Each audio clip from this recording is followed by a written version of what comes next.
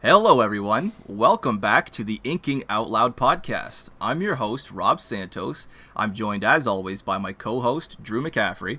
How's it going, everybody? And we're lucky enough to be joined again today by Craig from the Legendarium podcast. Craig, thank you for coming back, man. You are most welcome. It's my pleasure. Thank you. And Craig's here to help us wrap up our discussion of the Dragon Reborn. Unfortunately, I don't have an insult for Craig today. It's been a little bit of a messy morning, but we're just happy to have you on. Sorry, so. Craig, we've got no insult for you. Somehow I'll survive. So yeah, Craig's here to help us wrap up, book 3 of the Wheel of Time. And I do have one confession to make right before we get into the meat and potatoes of this episode. I went to the grocery store and I bought a great thematic beer for this specific episode. And what I did when I got back home was I forgot the entire reason I went, and I left my beer in the car for hours. And I just remembered 5 minutes before going live, so I've got some great piss-warm beer to discuss in this episode. But what I'm going to do is I put the rest of them, I've got one here, I put the rest of them in the freezer, so in about 20-30 minutes, I'm going to be running upstairs just to grab them. So I have something cold to sip on while we discuss my favorite Wheel of Time book. Sound good, boys? Fair enough. I mean, if you do what you got to do, man. Anyway, so yeah, the Dragon Reborn, we finished up book 3. Is there anything that you guys want to get out of the way first? Anything you've been rearing to talk about? Okay, so here's one that probably won't fit in with the rest of the discussion for today, but okay. One thing that as I read through the Dragon Reborn, knowing what I do about the rest of the series now, I'm both happy and sad. It's a bittersweet thing to get out the last gasps of that pure Tolkien reference that he does here in the early series. Yeah. And so, as we know, book 1 is just straight Tolkien in a way. Okay, yes, look, it's in a very respectful way. Yeah, of yes. Course. So that's I'm not bringing that up as a complaint, but yeah. As we go through the rest of the series, he's really going to leave that behind and go crazy with his own fantasy story. Oh yeah. But we still have little things. As I was glancing through the last half of this book in prep for this conversation, we have things like there's a reference to the mines that they are working in the Mountains of Mist. It's clearly a Moria reference. Things like that, where you get these tiny little tidbits, and he is going to leave those behind. Even those, so like. Book 1 is very much structured and looks a lot like Lord of the Rings, and by book 3 we're just getting these tiny little references, and now we're going to leave them behind, and it truly is Robert Jordan's original creation from here on out. Yeah. It's all him. Absolutely. Yeah, I'm going to admit I actually didn't catch those references, and now I feel kind of stupid. I feel like I should have gotten those references. No, you're talking to a Tolkien guy. I'm kind of keyed into those things. I've tried reading Tolkien, and believe it or not, I mean, this is coming from a guy who's hosting a science fiction fantasy podcast. Look, gasp! Guess what, everyone? I haven't read Tolkien. Oh boy! And I've tried to read Tolkien, and I just can't get. And I'm sure it's the same complaint that a lot of people have. And of course, this is a complaint that I just had from like when I was 13 years old. I haven't tried again since. It's really time that I do that eventually, especially for this podcast. That would be great. But my whole thing was that goddamn first hour about hobbits, those first 100 pages about hobbits, and I was just like, I couldn't get past those. But then I had already discovered the Wheel of Time. No, So I refuse to let this go. I'm not going to let this one go. Because I was looking through my notes. Okay. I fully admit this is fault on my part. Like, I'm not saying that this is a Tolkien thing. Go ahead, though. The lady folk, the Wonder Girls, go to, is it Tanchica? Where are they going to hunt the Black Badger? Tyr right now. In this one, they're going to Tyr. Yeah. Yeah. Okay, so I'm going to read you a paragraph after their arrival in Tanchica, okay? Okay. Oh, wait. Oh, shoot. I lost it. Spoilers for book 4, but who gives a crap? Yeah, Spoilers for book 4. No, is it, where are they in book 3? This is in book 3. This isn't book 3. They're in Tyr. Tyr, I'm sorry. Yeah, okay, sure. The men wore baggy breeches, usually tied at the ankle. Only a handful wore coats, long dark garments that fit arms and chest tightly. They became looser below the waist. There were more men in low shoes than in boots, but most went barefoot in the mud. A good many wore no coat or shirt at all, and had their breeches held up by a broad sash, sometimes colored and often dirty. Some had wide conical straw hats on their heads and a few cloth gaps that sagged down one side of the face. The women's dresses had high necks right up to their chins and hems that stopped at the ankle. Many had short aprons in pale colors, sometimes 2 or 3, each smaller than the one beneath it, and most wore the same straw hats as the men, but dyed to complement the aprons. Good Lord, nobody ever say that you love Robert Jordan and complain about Tolkien's descriptions ever again. What ever. You were just discussing there, imagine that passage kept going for like 88 pages. And Yes, then you would have the first solid it's section called of Crossroads Fellowship of the Ring. Twilight. Oh, yeah, no, okay. I can't argue with that one. In fact, Crossroads man. of Twilight takes it to a whole new level in some way. No, so my point is not to say that Robert Jordan did something wrong here. I love his descriptions. I just it's a common complaint with Tolkien, Right. and I'm like, if you read other fantasy books and you have a problem with the Hobbit's descriptions, or whatever, Yeah. it's like, well, it's time for a little self-awareness. This is Oh, no, the I'm entire definitely fantasy self-aware. genre. And I will also take that a step farther and say if 13-year-old Rob had opened the Wheel of Time with that litany right there, might not have ever gotten into the Wheel of Time. Right? Fair enough. But anyway, so yeah, well, since we're already here, anything about Jordan's style that we want to discuss before we get into his characters? Drew, you okay over there, man? I'm I think just I dying broke over Drew. here. I'm dying right now. I already got to see Craig get triggered on Twitter today because a Twitter poll of greatest fantasy authors had, what was it, 74% of people did not vote for Tolkien. And Yeah, it was like 24% Tolkien, 26% Jordan, and like 38% Sanderson. yeah, and then the rest was Martin. And I'm like, yeah, and like 3% Martin or whatever it was. So pretty And much I'm the like, four biggest you names. frickin' heathens! Like, look, I love Robert Jordan. I love Robert Jordan, but come on. Oh man, Anyway, I'm crying Triggered is right about now. right. I'm laughing so hard. I wouldn't even make a vote in such a thing unless I had read all of Tolkien, unless I had read all of A Song of Ice and Fire. yeah. Because good lord.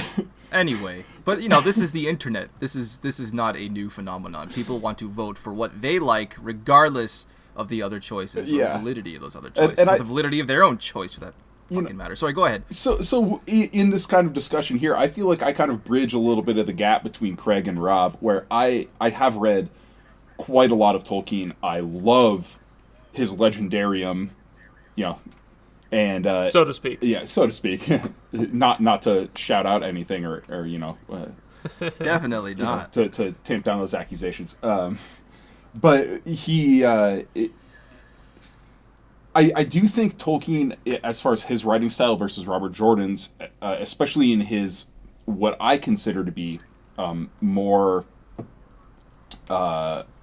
weighty works, so outside of Lord of the Rings and The Hobbit, where it was more written in a historical style, like you for instance in the Silmarillion and especially in like Unfinished Tales and the histories of the Third Age and things like that.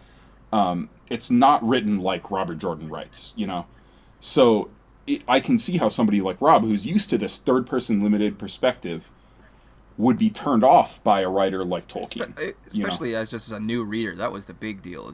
Right. The biggest thing I'd finished before this was Harry Potter. Yeah. Not the same. No. And it wasn't finished at that point, so it was just like books 1 through 5, I think, at that point. Yeah. I discovered the Wheel of Time, and then I discovered Tolkien, and I was like, what is this? Last one. Oh my god, where is this going? Hurry up. But I'm sure I'd have a much greater appreciation for it now, knowing what it is and having a much better context for everything that Tolkien, and everyone that Tolkien inspired. That's really his biggest achievement, is how many writers he inspired, I think, and everyone going forward with that. Like everybody wants to be a Tolkien. Yeah. Well, so I'll tie this back to Robert Jordan, actually. It's funny that it is inevitable. If you can manage to finish all 14, or, 15 if we want to get controversial, books in the Wheel of Time, if you can finish them, then it is inevitable that you will want to do a reread. Yes. Oh, yes. Right, and so sometimes it's the next day. For some people, it's a month later. For some people, years later. But you itch to get back to that. So my co-host Ryan, who I started the Legendarium with, he and I were just talking last night. We're starting another book series. We're doing Lightbringer, and before we turned on the microphones, he's like, "I gotta be honest, I kind of want to reread The Lord of the Rings." So it's the same thing. It's, Really? right, yeah, it'll happen one day. If you can finish it, you'll want to reread it. So Wait, Sweet. coming from Ryan too. I know. Anyway, I'm sorry, but back to the Dragon Reborn. I'm sure the listeners are loving all this Tolkien discussion during our Dragon Reborn episode. Well, so it's funny we started talking about Tolkien because a big part of what I wanted to discuss in this is actually like Sir Thomas Malory and Arthurian myth, because this is the book that I think a lot of the Arthurian inspirations and references are in the forefront. You know, we still have a big focus on the Andorran royal family, which is just manifestly modeled after Arthurian figures. Morgana, Galahad, Gawain, you know, you have the sword and the stone. I mean, come on. Yeah, the sword and the stone is what I'm looking for. I could go way off the rails with this, but I just want to kind of touch the surface, because we're a little restricted for time today. This book, I think, touches the most on like American cultural myth and consciousness in fantasy. And even though it's not the first book in the series, I think in a lot of ways this is the most approachable book for a lot of readers, because there are things they can pick up on, these references, that will draw them into the world and say, hey, the Stone of Tyr, the sword that is not a sword. Oh, I get that. You know, you get a pretty solid hero's quest in this book, even though we don't see it a lot, as we talked about in the episode last week, where we don't see Rand's point of view much, although we get a lot more of it in the second half, and I'll get to that in a minute. But I love the way Robert Jordan uses not only like Lord of the Rings references, as we discussed, but Arthurian myth as cultural touchstones to draw people into his story, to have them understand and feel a connection to something and feel like, oh, I recognize that. You know, and it's tying back to Craig's original point. This is more or less the last book in the series that is carried so much by those references. From Shadow Rising onward, this story gets insane. You know, like it blows up, it gets all over the map and all that. But in these first three books, it's pretty tightly woven, and it is carried on the shoulders of Robert Jordan's predecessors. What do you guys think? I really don't know how to follow that. It's a weighty question to ask, but that really is. Since Especially you are, sorry, go since ahead, you're Craig. kind of, you're building upon my point, I'm going to go ahead and say you're absolutely right, Drew, 100%. Yeah, and I'll say I'm not really too familiar with with everything that's being referenced as far as Arthurian legend and everything, and the I don't know. To me this was all brand new stuff. Especially I as thought a kid, right? Jordan was a genius. I thought, oh my God, this guy is just unparalleled. This guy is a god of writing. I really didn't have the context at the young age in which I discovered this to appreciate all these little things that he's hidden and all these little inspirations that he's drawn upon. Yeah, and we could again go on a Tolkien tangent and say the same thing applies there. But let me ask you this question, Drew. How much do you think that applies now? You think about the Arthurian legends and all this, the idea of, okay, it's the Stone of Tyr and the sword is inside, and for some readers, you're going to latch right onto that.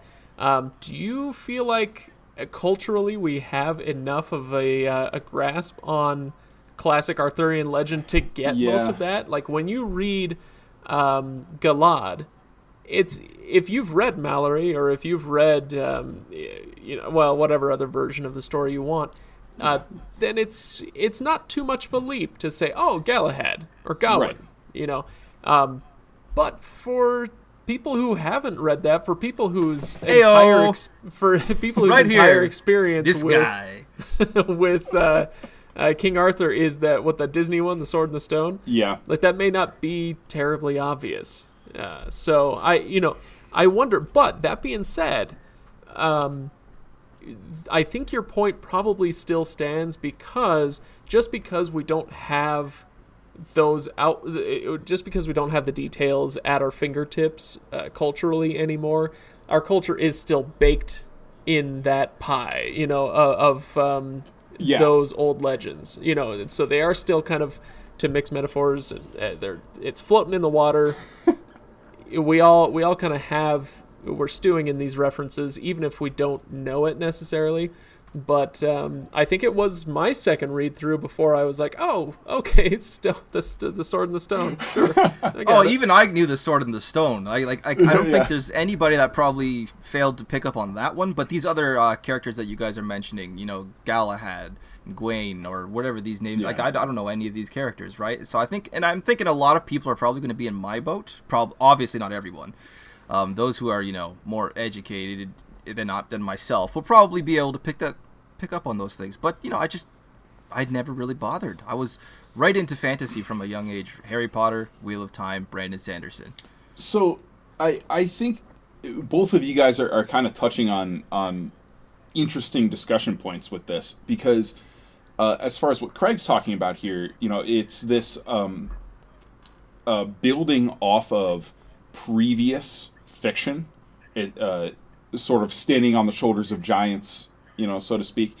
And both Tolkien and Jordan did this, right? Tolkien, correct me if I'm wrong, Craig, but as I understand it, Tolkien wrote his Legendarium because he felt England, Britain was lacking a mythology, a satisfying mythology, right? Right. He thought that what they had with the Arthurian legends was far too Christianized. Not to say that he didn't like Christianity. Obviously, the Roman Catholic Tolkien loved Christianity, but he felt that the culture was lacking something that wasn't Christianized. After you read something like the Prose Edda or the Elder Edda or something like that out of Iceland, and the stuff out of Norway and Sweden and stuff, you miss out on some of that older stuff. Right. Yeah. And so Robert Jordan, in not the same sort of drawing from antiquity, he still built the Wheel of Time on a sort of modern mythology. And we see it with all these references to what we call First Age now, our age. We see these references, Mosk and Merc with the lances of fire that can reach around the world. He builds his world upon modern, a modern foundation, and of course draws inspiration from things like Arthurian mythology and Tolkien's Legendarium.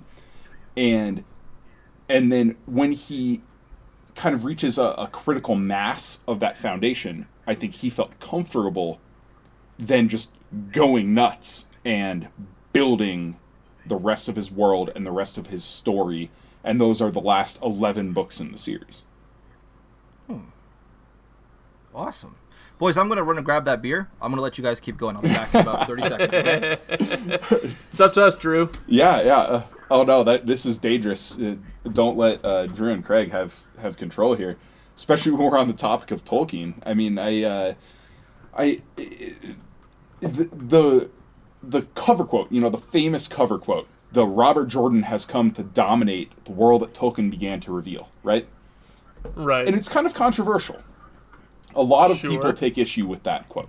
A lot of people say, well, Robert Jordan did something very, very different from what Tolkien did. A lot of people on, maybe more Robert Jordan apologists will say, oh no, he did his own thing. He's far beyond Tolkien. He's doing his own thing. But I think that's a very apt quote, because while maybe the term world is not altogether appropriate in that context, Robert Jordan still built his series on some of the same underlying principles as Tolkien did. Robert Jordan wanted to write the American fantasy series in the same way that Tolkien wanted to write a mythology, a fantasy. I mean, that wasn't really like a genre, a term back in the 1910s. But I think in spirit, it's an appropriate quote. Do you agree, Craig? So, yeah, I do. I absolutely agree with the quote for a few reasons. I don't think it means that to say that Robert Jordan has begun to dominate or come to dominate the world that Tolkien revealed does not mean that, hey, this guy's even better than Tolkien. That's not what that means. You have to pay attention to what the actual words are if you want to understand it, right? Context is important. It's that weird thing about reading, right? So Tolkien did not invent imagination. And so you have lots of stories that came before Tolkien did, before The Hobbit was ever published. You have a lot of stories that were very imaginative and creative and fantastical and all this stuff. What Tolkien invented, for lack of a better term, what he brought into the world was the concept of subcreation. And so it was this idea that you took your imagination and you gave it life in a way that was previously not seen in literature. And so you might have Lewis Carroll going through The Looking Glass or whatever, but you didn't have him creating genealogies and economies and histories and languages for all this stuff within the world, right? So that's what Tolkien does, is he fleshes out a world in a way that nobody had tried to attempt before. And so what Robert Jordan is doing is within that vein. And there's no way for any fantasy writer today doing what we call fantasy, creating these secondary worlds, there's no way for them to get out of that concept of subcreation. And so in that way, anybody who does what we today call world building, they are playing in Tolkien's sandbox. End of story. But what you can do with that quote, what you can say is that Robert Jordan has come to dominate it. At the time that he was publishing, he's come to dominate it. And so in the way that Robert Jordan was playing in Tolkien's sandbox, what Robert Jordan did was he blew up the idea of the length and the word count, and saying, so Tolkien got his done in that one volume, that Lord of the Rings, and then Robert Jordan says, I see your 3 volumes and I raise you, 11. Far beyond what you could ever afford to do. And so through that, and just by virtue of his book sales and the conversation that he created, he did dominate that for a long time. And now it doesn't matter who the author is. We have this concept now in 2019 of the fantasy work being lengthy. It's how often do you see standalone fantasy outside of like a Neil Gaiman maybe? It's rare. So fantasy is world building in the way that Tolkien did, and then it's where Tolkien did depth. Jordan brought breadth, and in a way he came to dominate it, kind of in a different angle than Tolkien took. And so he does that make sense? He did both the depth and the breadth. Yes. And so now we have the popular authors like the Sandersons and the Rothfuses and whoever else who kind of Eric. Oh yeah, that's a great example. The Ericsons who are doing what was patterned by Robert Jordan. And so I don't have a problem with that quote. It doesn't mean that he was better. It just means that he took things in a slightly different direction. I'm really glad because going into this podcast here, I felt a little guilty that I really didn't have much to discuss regarding Jordan's particular style. So the fact that we've managed to fill about 20-25 minutes with a whole lot of exactly that with Jordan versus Tolkien, I'm actually really glad that you guys have been able to fill the majority of that time that I've left open here, so thank you. Sorry, my last thought on that was we need to get away from this idea of Jordan versus Tolkien or Jordan versus Sanderson. No, I'm serious. You got a good point. It's Jordan and Tolkien. Yeah. Yes. It's Tolkien and Sanderson. It's Erickson and Weeks. And Martin. It's whatever. And, it's Weeks. I don't know. Sorry, go ahead. Whatever. You know what I'm just saying it's all a giant conversation. It's not a competition. And so that's starting to wear on me just a little bit in the community. And that was for those who just heard me go, Weeks, that's just a joke based on the fact that I've only read Night Angel. I have not read Lightbringer. So that's a very... So to Craig's point, Craig, in our first Eye of the World episode, which just went live today, a couple hours ago, 4 hours ago, we actually discussed this kind of toxic atmosphere in the fantasy community where it becomes a competition rather than a conversation, and that's a problem. And that you post in a Sanderson group and say, "Hey, I'm reading A Song of Ice and Fire," and you have 90 comments of people bashing on A Song of Ice and Fire. Yeah. And then you post in a Wheel of Time group and say, "Hey, I'm reading the Stormlight Archive," and you have 90 people bashing on the Stormlight Archive and bashing on what Brandon Sanderson did with the last 3 books of the Wheel of Time, things like that. And that shouldn't be how it is. It really should be, as you said, a conversation between styles, a conversation among all of these different authors and what they're doing in a very versatile genre, and using very different styles of writing. And this is still our writing style portion, which is scary to me because we're past a half an hour in the episode. But it's when you read widely and you see the different styles and you see the different ideas that these authors are bringing in, especially across generations, when we're talking about authors like Tolkien and Ursula Le Guin and Stephen R. Donaldson and Terry Brooks, and then Robert Jordan and George R. R. Martin, and now the modern big authors, Patrick Rothfuss, Brandon Sanderson, Brent Weeks, Joe Abercrombie. It's always worthwhile to compare and contrast what they're doing, why they're doing it, and how they're doing it. Unless it's good kind, then you don't bother with that one. We're not going to go there. I just pissed off a few people. But I think now is when we really, really need to move on. Yes, we need to move into our character discussions. We still have a whole bunch of interesting things concerning our main characters and our side characters. And thankfully, the last half of this book moves very, very quickly. And so what character development there is moves fast. And in that note, I want to talk about Perrin and Fael. Oh. Okay.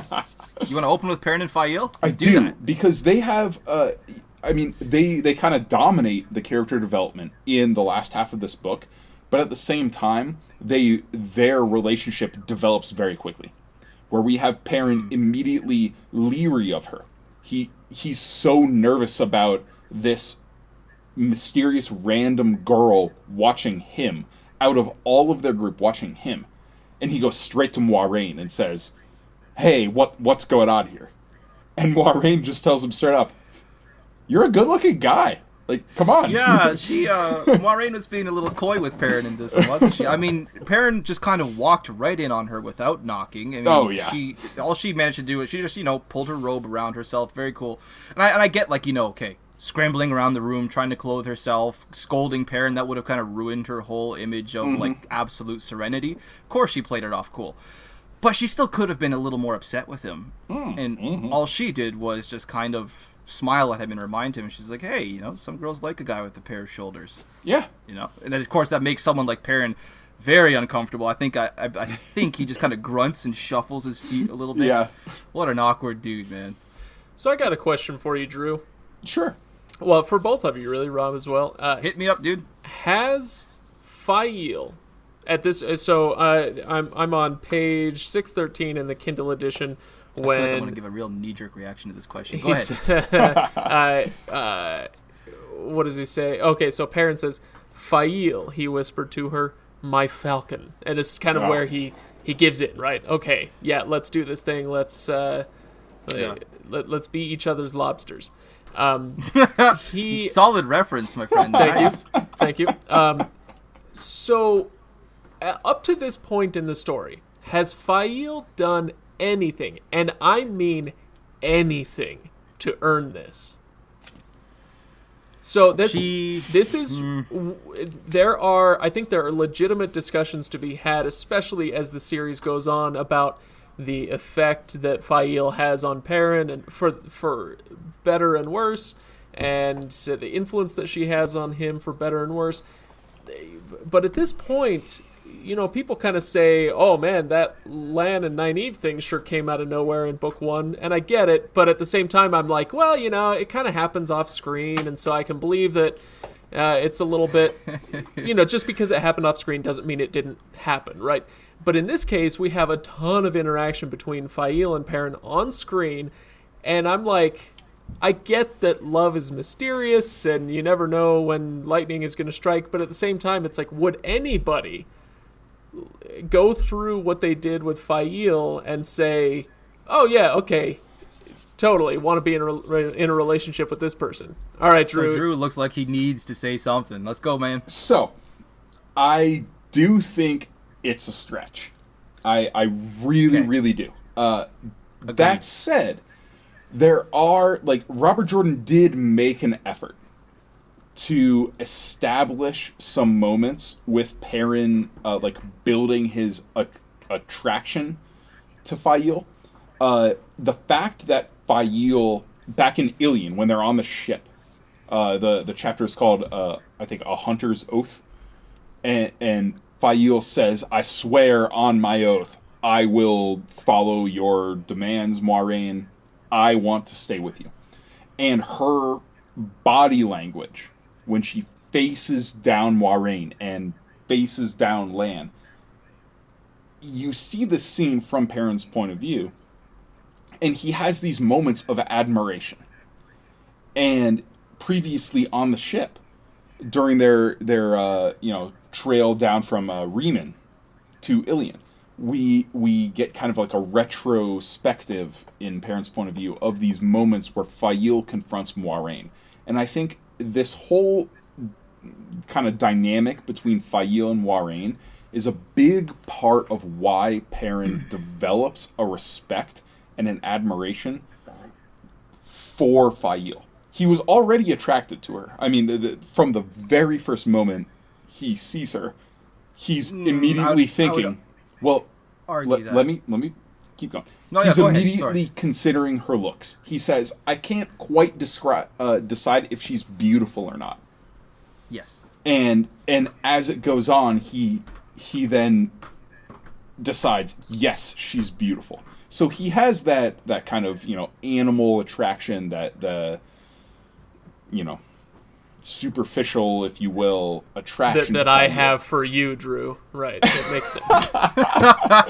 Yeah, exactly. Perfect. Yes. Who doesn't? But it's the personality kind of stuff, I think, almost supersedes, or I don't know what the opposite of supersedes, underseeds. Like, I would have to dive way into yeah, we need a Greek and Latin roots for this etymology exercise. But anyway, it almost it burrows underneath Perrin's consciousness, where he sees the way Fael interacts with, especially Moiraine, who Perrin views as a real authority figure, right?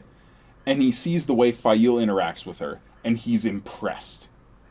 And Perrin's attracted to that, because Perrin, for all that he is this stoic, rock, stubborn, kind of strong guy, he's always self-conscious around Moiraine. And I think he sees Fael handle Moiraine in a more or less competent fashion, and he's impressed by it, and he's attracted to it. Yeah, no. So I was going to say a lot of exactly what Drew just said. I will say it was a stretch, especially my first few read-throughs. I did not understand what Perrin saw in this girl who just did nothing but make fun of him and tease him and blame him for everything that was not his fault. But I can see those seeds started at the beginning. Going back, having context for the future of their relationship, I can see these moments like you just listed, Drew, when Perrin is watching her interact with Moiraine and Lan, and he specifically notes that, yes, her voice is, trembling a little bit, but to her credit, she is still not blinking, and she's staring the Aes Sedai in the face. She's staring her down. And again, we have these moments where Perrin isn't initially attracted to her, but every single time we return to his viewpoints, we have a little more to go on. We see him start to wonder first, is she attractive at all? Do I find her beautiful? Is her nose too big for her face, or is it perfect? And then as it goes on, is she the really beautiful woman that I've been warned about by Min? And of course, Min is talking about what she said was the most beautiful woman you've ever laid your eyes on. So he's approaching that threshold a little more every time we get to him. Sorry, go ahead. You look like you want to say something, Drew. The most beautiful in the Min viewing, the most beautiful woman you've ever laid your eyes on is talking about Lanfear. Yeah, right. But he's starting to wonder if she is the most beautiful woman he's ever met, or if Fael is that woman. So he's at least approaching that threshold where he's starting to consider her in the same breath. So it's like you can see the journey. It's just there's not a lot to start it. I still don't think he had a lot to go on. And while we're talking about Perrin, I just wanted to say everything about Perrin's situation in this book makes me feel so bad for him. I mean, it's everybody against Perrin. Chapter 41, in particular, was brutal. I mean, we have Fael. She runs after their ship. She leaps aboard. She decides to pick a fight with the Aes Sedai, and somehow both of them decide, you know whose fault this is? This is Perrin Abar's fault. And then, of course, Moiraine decides to make Perrin responsible for Fael, which, of course, Fael decides that this, too, must also be Perrin's fault. And I'm just sitting there like, oh my god, this poor guy. He just can't get a break. He just can't. What about you guys? Were you guys frustrated at all with how everybody was treating Perrin Abar in this book? Craig? I'm the wrong person to ask this question to, because really? I'm of the opinion that Perrin deserves everything that he gets, good and bad. Well, I'm sure I've expressed a similar opinion in the past, but I still have to recognize this poor guy being beaten down when I see it. Perrin. God. Yeah. Well, okay. What was your question? Give me the original question again. Sorry, I was explaining how infuriated on Perrin's behalf I was that everybody is just blaming him for everything, regardless of whether or not he has anything to do with their particular issue. So, are you guys as frustrated as I am with how everybody is treating Perrin? No. Okay. So I know someone who will go unnamed. But this person is the nicest person I know, probably. Okay. And I mean that. They are the nicest person I know. And because of that fact, this person invites a lot of horrible things into their lives. Okay, yeah. So people take advantage of them. They don't understand why a situation is the way it is and how to fix it, because there is no guile in that person, right? And Perrin is much the same way, where he is an incredibly kind and gentle person, fierce warrior stuff notwithstanding. His nature is to be honest, gentle, and all these things. And because of that, he doesn't understand all of the intricacies, the politics and whatnot that are going on around him. And so I kind of get it with, this other person in my life that I've mentioned, and other examples like that I'm sure we have all seen. It's easy to understand why somebody like Perrin would be taken advantage of in that way. Never mind the whole Taviran thing. Oh, I can see why he'd be taken advantage of. Just does he deserve it? Of course he doesn't deserve it. That's why I'm frustrated, I suppose. He just doesn't deserve it for being such. What about you, Drew? No, Perrin is, at least in the first 3 books, more or less a follower or not necessarily a follower, but like he's like ballast being dragged along. He's a roadie. Yeah, like he doesn't have a whole lot of agency. The moments he has agency are mostly in the middle of Eye of the World and the middle of the Great Hunt, when Rand is not around him.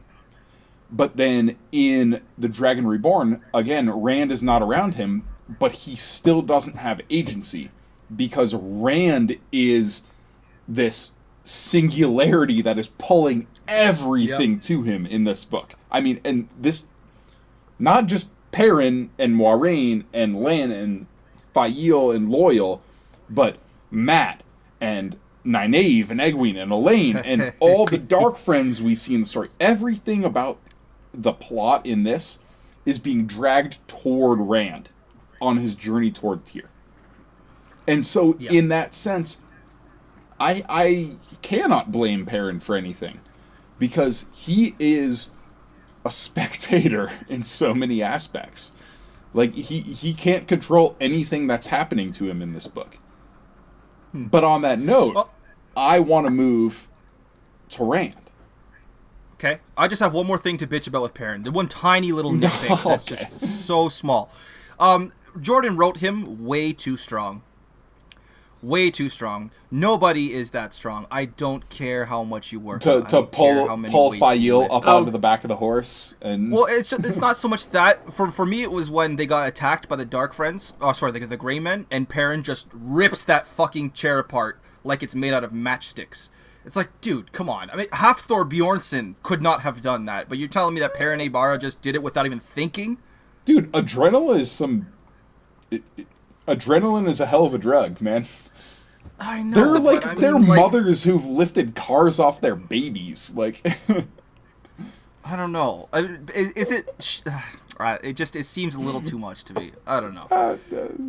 I didn't have. Are you the person that hops into a video game forum and is like, "This character is OP"? Whatever you're about to ask. Yes.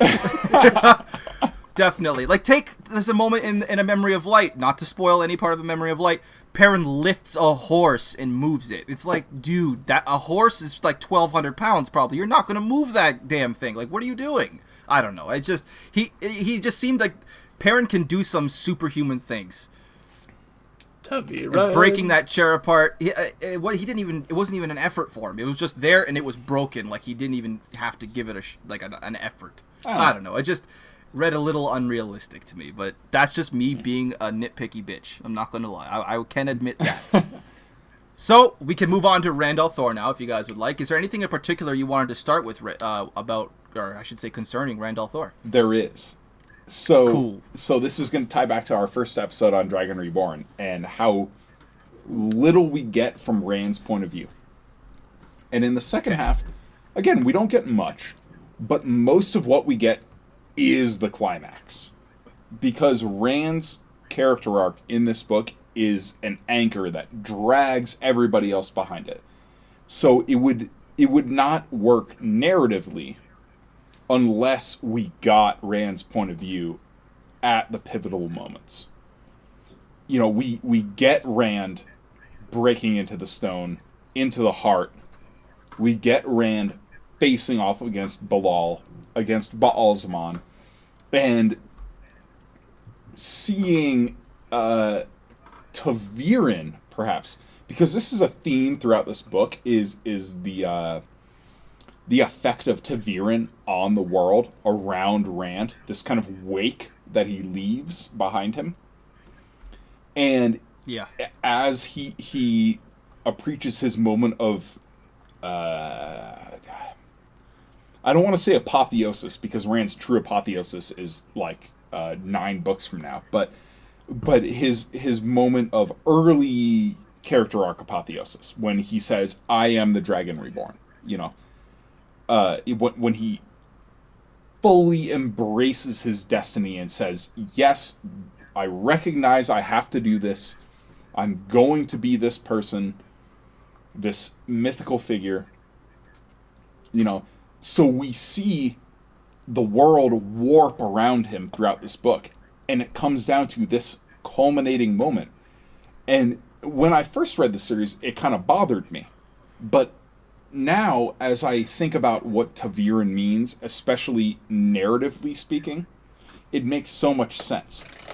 Because when he says, I am the Dragon Reborn, the Aiel drop to their knees. The Aiel chant, the Dragon Reborn, the Dragon Reborn. Yeah, that was a little odd. The Dragon Reborn has that. no place in the Aiel prophecies. Why wouldn't they be saying Kara Karn? Exactly. Kara Karn, right? And this is the Taviran pull on the pattern. That to the world, they need the people present to recognize Rand as the Dragon Reborn. Yes. Totally agreed. What, Craig? You look a little mind blown by that. Well, I'm wondering how much credit we're giving here. Well, I mean, we discussed the idea that this was originally the finale of the entire series, and then it went on. So I'm wondering, and look, I'm not saying that you are wrong, Drew, but I am wondering whether you're giving a little bit too much credit here to the Taviran thing, and this is why the Taviran thing is both the best and worst thing about the Wheel of Time. Yeah, right? yeah. Yes, Because absolutely you never agreed. quite know. You can always just say Taviran and say that's why, right? Robert Jordan wrote himself cheat codes for his own plot. That's basically how it is. Yeah, so it's one of those things in my mind that I just kind of say, oh, you know what? Yeah, the Aiel think that this is their prophesied one, and it makes a lot more sense. You don't want to bring in the concept of the Kara Karn in the last 50 pages of the last book in the series, and so they chant the Dragon Reborn. And then when the series goes on, he kind of pulls that back a little bit and says, no, it's actually for them. It's about the Kara Karn, and so that's where my mind goes more easily rather than with the Taviran thing. But I could be off base there. So I'm gonna look this up, but I am like 99% sure. By the time this book was released, that he had the contract. The contract had already been expanded to 6 books. Oh, he's already making reference to things that haven't happened yet in the prophecies. Exactly. The way this book he's ends, going to slay his people with where Moiraine is saying, there was a body. This was not the Dark One. Like this was, and then throughout the book we have like the Varen documents of like Balismon, Heart of the Dark, name behind a name. I really do not think Robert Jordan wrote this book intending it to be the finale. Right. Are we going to completely ignore the fact that we got prophecies that have things to do with events 10 books in the future, like in book 1?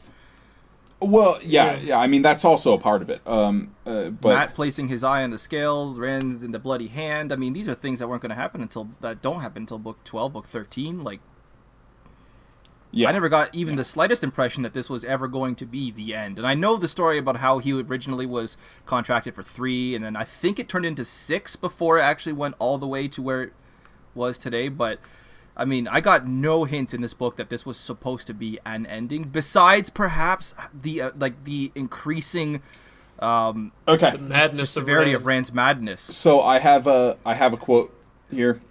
So it's after Robert Jordan wrote the first book, he increased his estimate for the series to 4 or 5 books in the series. After he wrote the second, he thought it would be 5 or 6, and then 7 or more. And then this is in 1996. Now he does not give an estimate to the length of the series, and is upset that the Jacket of Lord of Chaos suggested the series would end with 8 books. Ooh, did it really?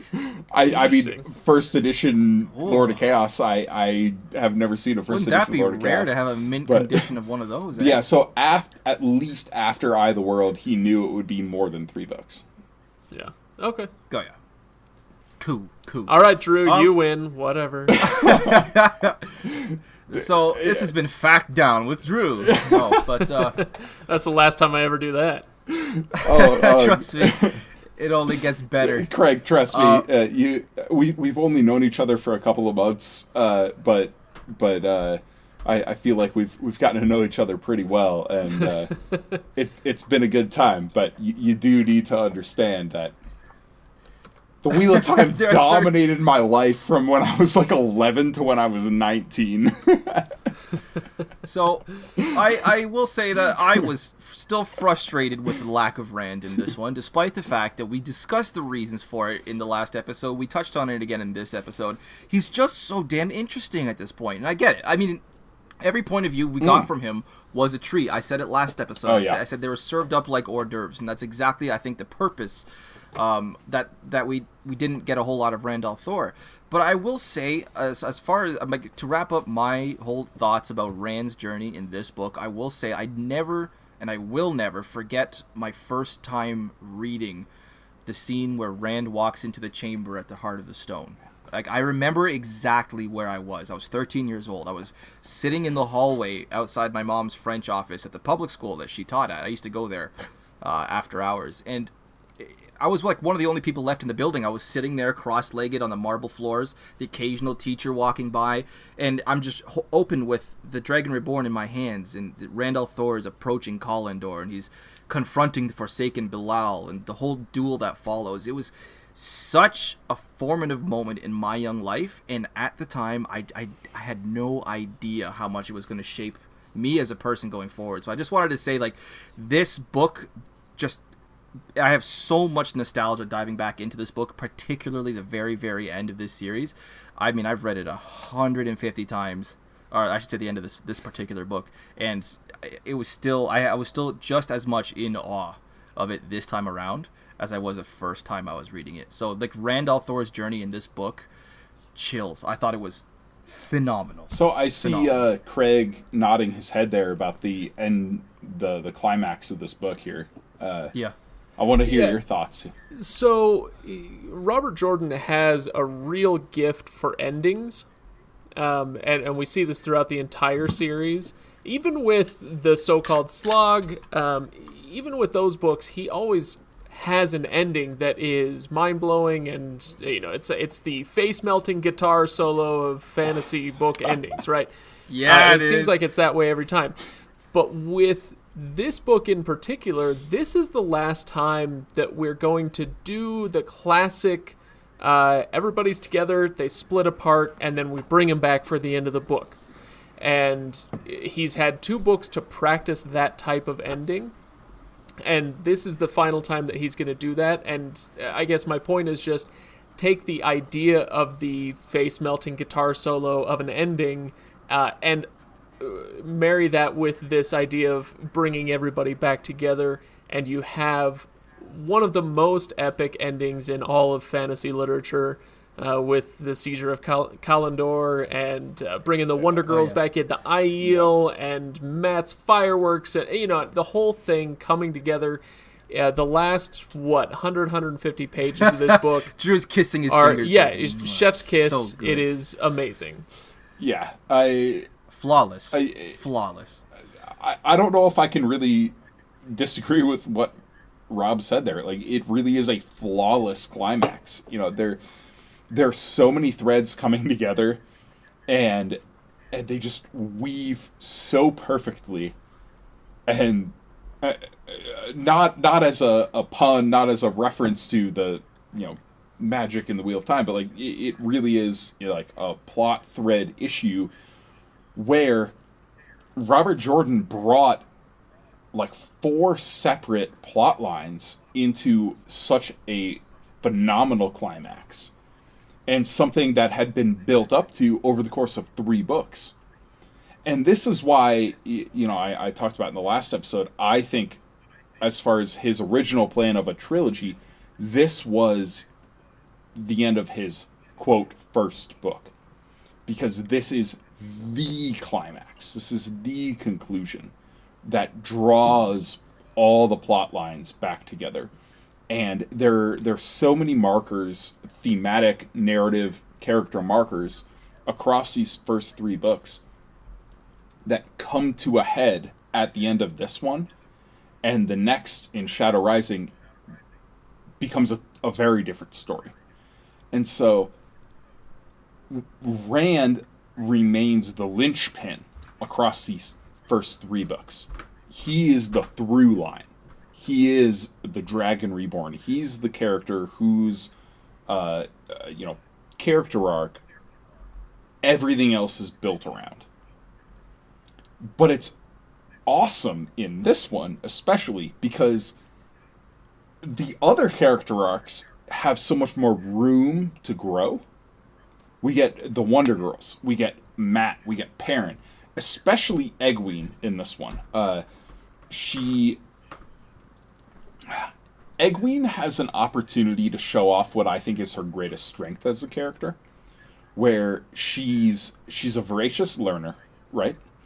That's what I marked down for this one. And she is really, really willing to use the new information to solve her problems. And that's an admirable character trait. I think, there are a lot of characters in The Wheel of Time and in other series who are resistant to new information. And I'm just going to, maybe this is controversial, maybe some people in the United States today could draw a lesson from Egwene and embrace some new knowledge and learn. But or old knowledge for that matter. Or old knowledge for that matter. I'll say this as a Canadian looking over the fence and go, yep, and then just kind of dip back down. These are the things that I admire about Egwene, right? That she, we've talked about it. I have my problems with her. I don't think I would be friends with her if I knew her in real life. But there are absolutely things about her that are admirable, that people should read, recognize, see, and maybe reflect on a little bit. Yeah. And the second half of Dragon Reborn is one of the best examples of this, because what she does, especially after they've been captured by the Black Ajah, she's so resourceful. She's barely even learned, to use the ring and to manipulate Teleronriad. And she does, crazy things with that to help facilitate their escape. And yes, ultimately they need Matt to be the final turning of the key to get them out. But Matt never would have been able to do that had she not incapacitated. Right. But my problem with this point is that she would never have been able to incapacitate Emiko if the Black Ajah wasn't so incompetent as to not even search their victims for a Tur Angriel before imprisoning them. Well, I mean, they left the ring on her. I mean, that's so incompetent. Of course Egwene's going to break out. I wouldn't say that's so much in Egwene's favor as it is in the Black Ajah's, loss and their stupidity. I have 2 points to that. One is Aes Sedai arrogance. Oh, of course. The Black Ajah are Aes Sedai. Of course. The second is that, yes, Egwene got lucky, but she made use and made unorthodox use of the resources she had available to her. Yeah, I mean, okay. I can see it. I'm not as much, I'm not a huge Egwene fan until, book 11 and 12 and 13. 13, not so much. But book 12, specifically, you like it when she does stuff. I like it when she controls things and she puts people in their place. And she turns their own words against them. I love that Egwene. The Amerlin seat at the height of her power after the Shan-Chen attack. Before the Shan-Chen attack. Everything leading up to the Shan-Chen attack. Her whole undermining the White Tower. Excellent. Best Egwene. Everything else? But anyway, and bad. The end of Drew, there's a quote that I want that I think wraps up exactly who Egwene is and kind of what you're talking about. It's this single line. It jumped out to me on my reread a year or two ago, and I highlighted it, and I've loved it ever since. And it's very simple. It's in chapter 37. She's on a ship, and the sailors are walking by bowing to them. And the line is, she did not like feeling ignorant. She vowed to learn at least some of what it was they were doing. She did not like feeling ignorant. And that is not everything you need to know about Egwene, but that is the lion's share of what her personality is. Yeah. Agreed. Totally agreed. Oh, yeah. Well, Oh, yeah. I is mean, there I don't anything know else if you guys- there's... Sorry, go ahead. I was gonna say, I don't know if there's a better, like, period to put on the discussion of Egwene than that. Like... No, yeah. I mean, yeah, I totally agree.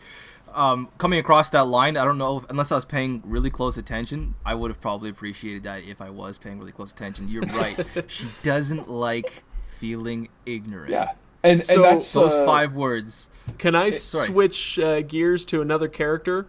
Yes, yes. my fan. And this will bring us to something that that kind of drives me a little bit crazy about Robert Jordan's style, but in a fun way. Avienda. Avienda shows up sometime. What was that? Chapter 38, 39, somewhere in there. Drew's favorite. Yeah, everybody loves Avienda, Dance right and that's now for great. So anyone who can't see. So when Avienda shows up, she's kind of stony faced, and so whoever, I can't remember whose point of view we're seeing it through. It might be Egwene. It might be Egwene, yeah. Oh yeah, you're right. So we got Egwene, Egwene saying like, "Oh man, this girl, she's hard as it's a fly in my stone," beard. and all this stuff. And then, as soon as she's named, oh, it's Avienda, and at some point, she cracks a little smile on her face, and it's the moment she's named that Egwene, in her point of view, in her internal monologue, she goes, "Oh, she's actually quite lovely." And there's this thing that drives me crazy. Like I said, kind of more in a fun way than it actually makes me upset way. Okay. But as we go through the Wheel of Time, every character who gets a name, or I should say, almost without exception, every character who gets a name is more attractive than the last one that you met. Really? And they're all, I mean, these are Craig, all you might have just ruined that for me. That's going to bother me going forward. Every character is more it. beautiful than the last, and every woman has bigger breasts than the last, and it's as you go through the story. So it's like I said, it's more just I like have noticed that. it kind of makes me chuckle a little bit. It doesn't actually make me upset, but Avienda shows up, and as soon as she cracks a little smile, it's kind of like it's what women complain about a lot of times, where it's like, oh, you'd be so pretty if you just smiled more. It's like, anyway, so Avienda shows up. So now we can actually talk about Avienda's character, but that's just one of those little things that cracks me up every time. So I'll kick it off by doing a little defense of Robert Jordan and saying that maybe that's a little bit of exaggeration. I know it is, Drew. I but know. It's just more fun to say it that way. But as far as Avienda goes, even though she's only on the page for like 9 pages in this whole book, Right. we get great character development with her. She's in one of my favorite scenes in the entire book. Oh yeah, the attack, the murder. Yeah, we'll get there during our favorite scenes. Yeah. But we learned so much about Avienda just in these 2 pages with Bane and Chiad talking to and past and over the heads of Egwene and Elaine and Nynaeve. We find out that Avienda was supposed to be a wise one and was not supposed to be going over the Dragon Wall. And we get these little hints of her affinity with the channelers, and that's in itself a hint that Avienda is a channeler. That was from Egwene's point. Yeah, exactly. It was Egwene that noticed that. Yes. For some reason she felt a strange kinship with this woman. Yes. Yeah. And so, we get a lot about Avienda and what she is as a character, even though she barely talks, even though we never get in her head. We only see her for 30 seconds, and it's just another example of Robert Jordan's ability to build a character from the ground up in no time at all. And on top of that, her sort of stoicism is not necessarily unique to her as a character, but is emblematic of the Aiel culture regarding Daelin and how Nynaeve heals her, and then she dies right away, and Nynaeve gets so angry, and Avienda's just death comes to us all. YOLO. It sucks, but that's life, and we have so little time with Avienda in this book, but it's so well done, I just wish that listeners could have seen Rob dab just then. Oh, you weren't supposed to say anything. Damn it. That was just for you guys. Yeah, no. Anyway, so maybe there's not a ton to say about Avienda yet. I think as you guys go on with the series, there's going to be a lot more to say about her. But for sure. Anyway, she's here. She's one of everybody's favorites. Better bring her up. Yeah. So I know Craig has kind of like a hard deadline here, so I want to get into probably the most important character to discuss in this book, and that is Matt. Yes. Okay. Is there anything you want to discuss right out the gate? I mostly I want to kind of build off of what we talked about in our earlier, Eye of the World and Great Hunt episodes, and that is how Matt has his core developed early in the series, the kind of person he is, but his outward facing, his interaction with the world is tainted, literally, by the dagger. And now we get to see him not tainted. And we see the kind of person that he is. We see him as the unreliable narrator, the hidden hero, the heart of gold who doesn't want to admit that he's a heart of gold because he comes from this aggressively patriarchal society. He's raised in the same... Did you say patriarchal society? I beg your pardon? Okay. Let me build this out.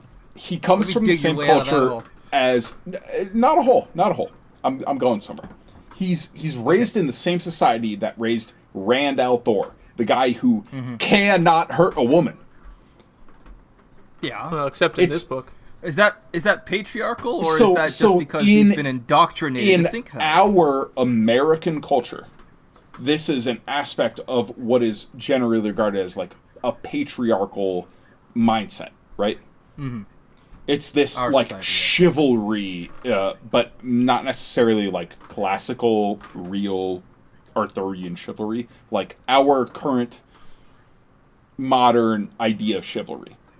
Even though the women's circle really controls everything in the Two Rivers, the men there are raised in such a fashion that they have these ideas about women, and they have these proclivities toward gender dynamics, these combative sort of ideas. And Matt reacts to new cultures around him, and what's the word I'm looking for? Not reacts, but he's closer to Egwene in her adaptability, right? He learns and is willing to depart from the things he learned growing up, more so than Perrin or Rand. Matt is much more excited to be a man of the world than to bring his Two Rivers sociological ideals with him. He just wants to have new experiences. But at the core of him remains this decent, helping everybody. I am responsible for those who cannot help themselves sort of personality. I would say it's more of a I'm responsible for women who can't help themselves personality. He doesn't give us two shits about men. I would disagree. I don't agree with that at all. Yeah. No?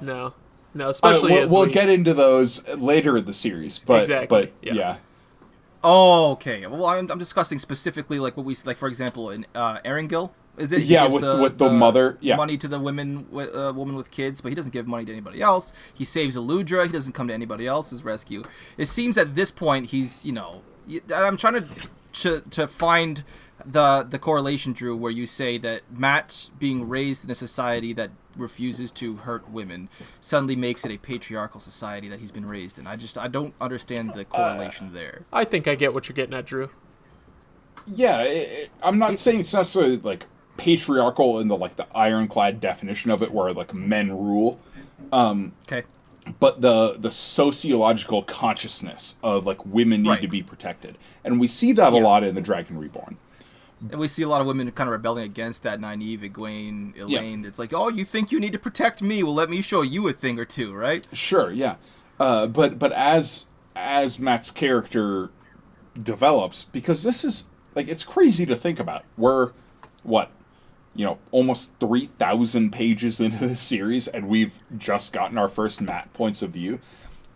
But so this is the beginning of what we really get to know about Matt. And this is the foundation of his character.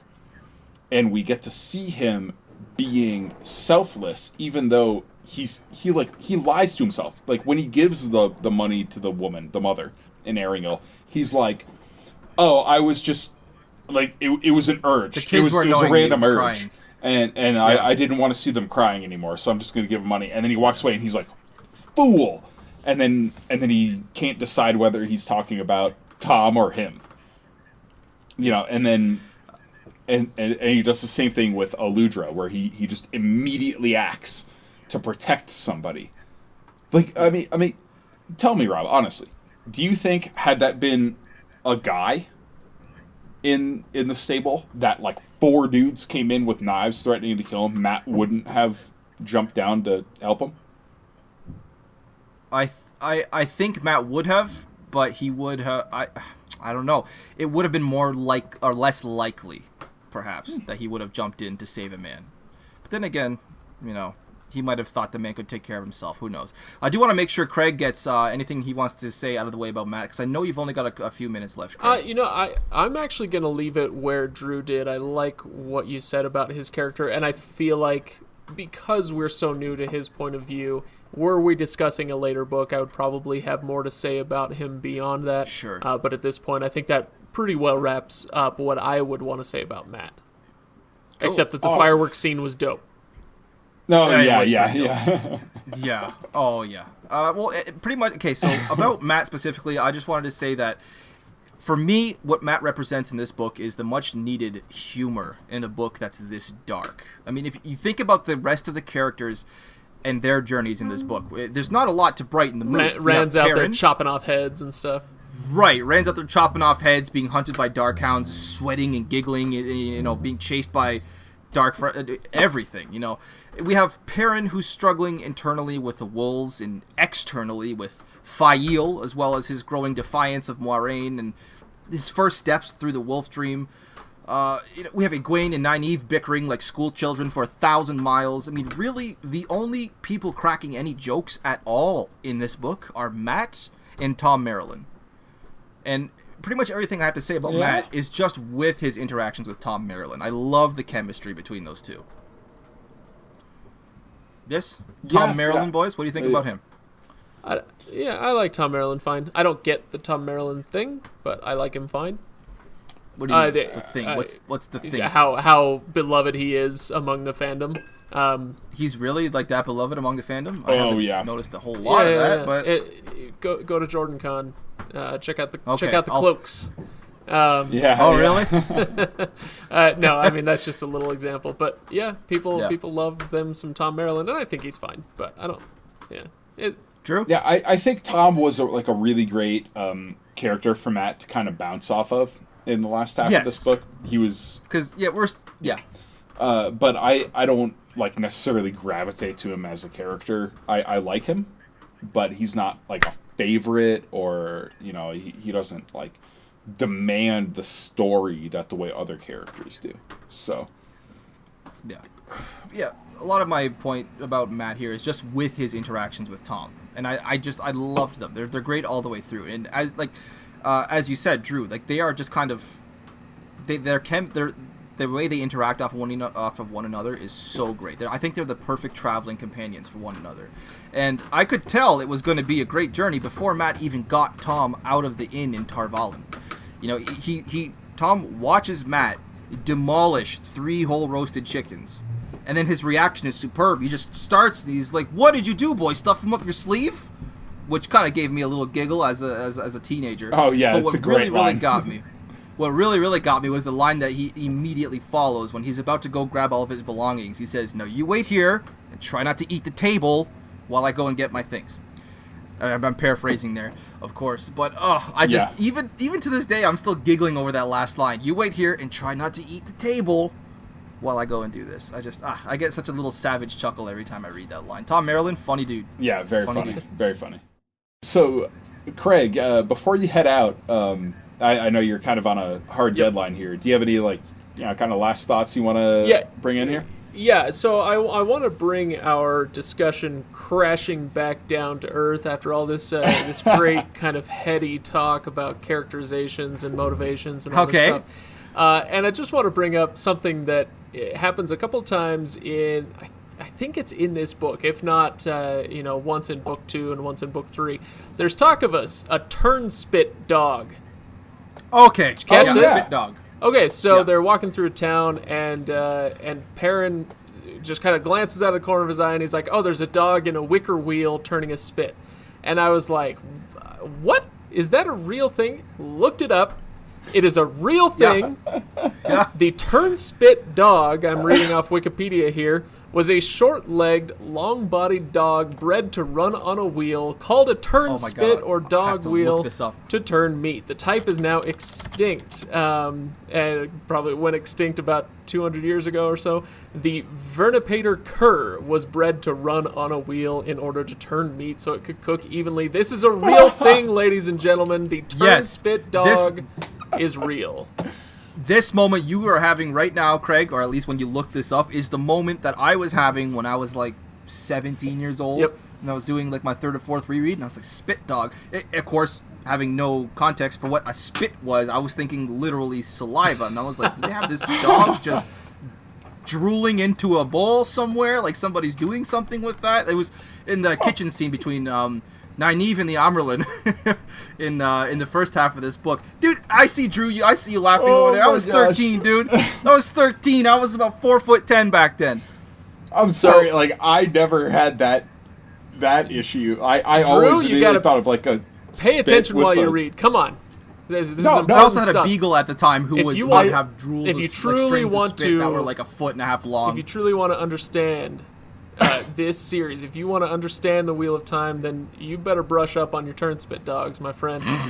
All right. No, I immediately thought of a turkey on a spit, and it was like, oh, there's some dog. I didn't know the ultimate word for spit. Momentum for that. I didn't know there was another word for spit. There was another spit. I just spit, saliva, spit. That's anyway, now that right. Craig threw our whole episode into disarray, I've been sitting on that for over an hour now, and I'm so excited to share it. So, okay, you guys, I'm gonna go. You wrap it up for us. Thanks again for having me on. And no, thank you, man. Yeah, it's been a pleasure.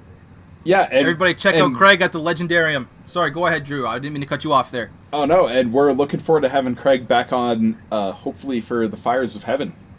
We'll see how Fires of Heaven? That's pretty soon. Sweet. Well, not that soon. It'll be a month from now at least, probably. But you know. Oh, yeah.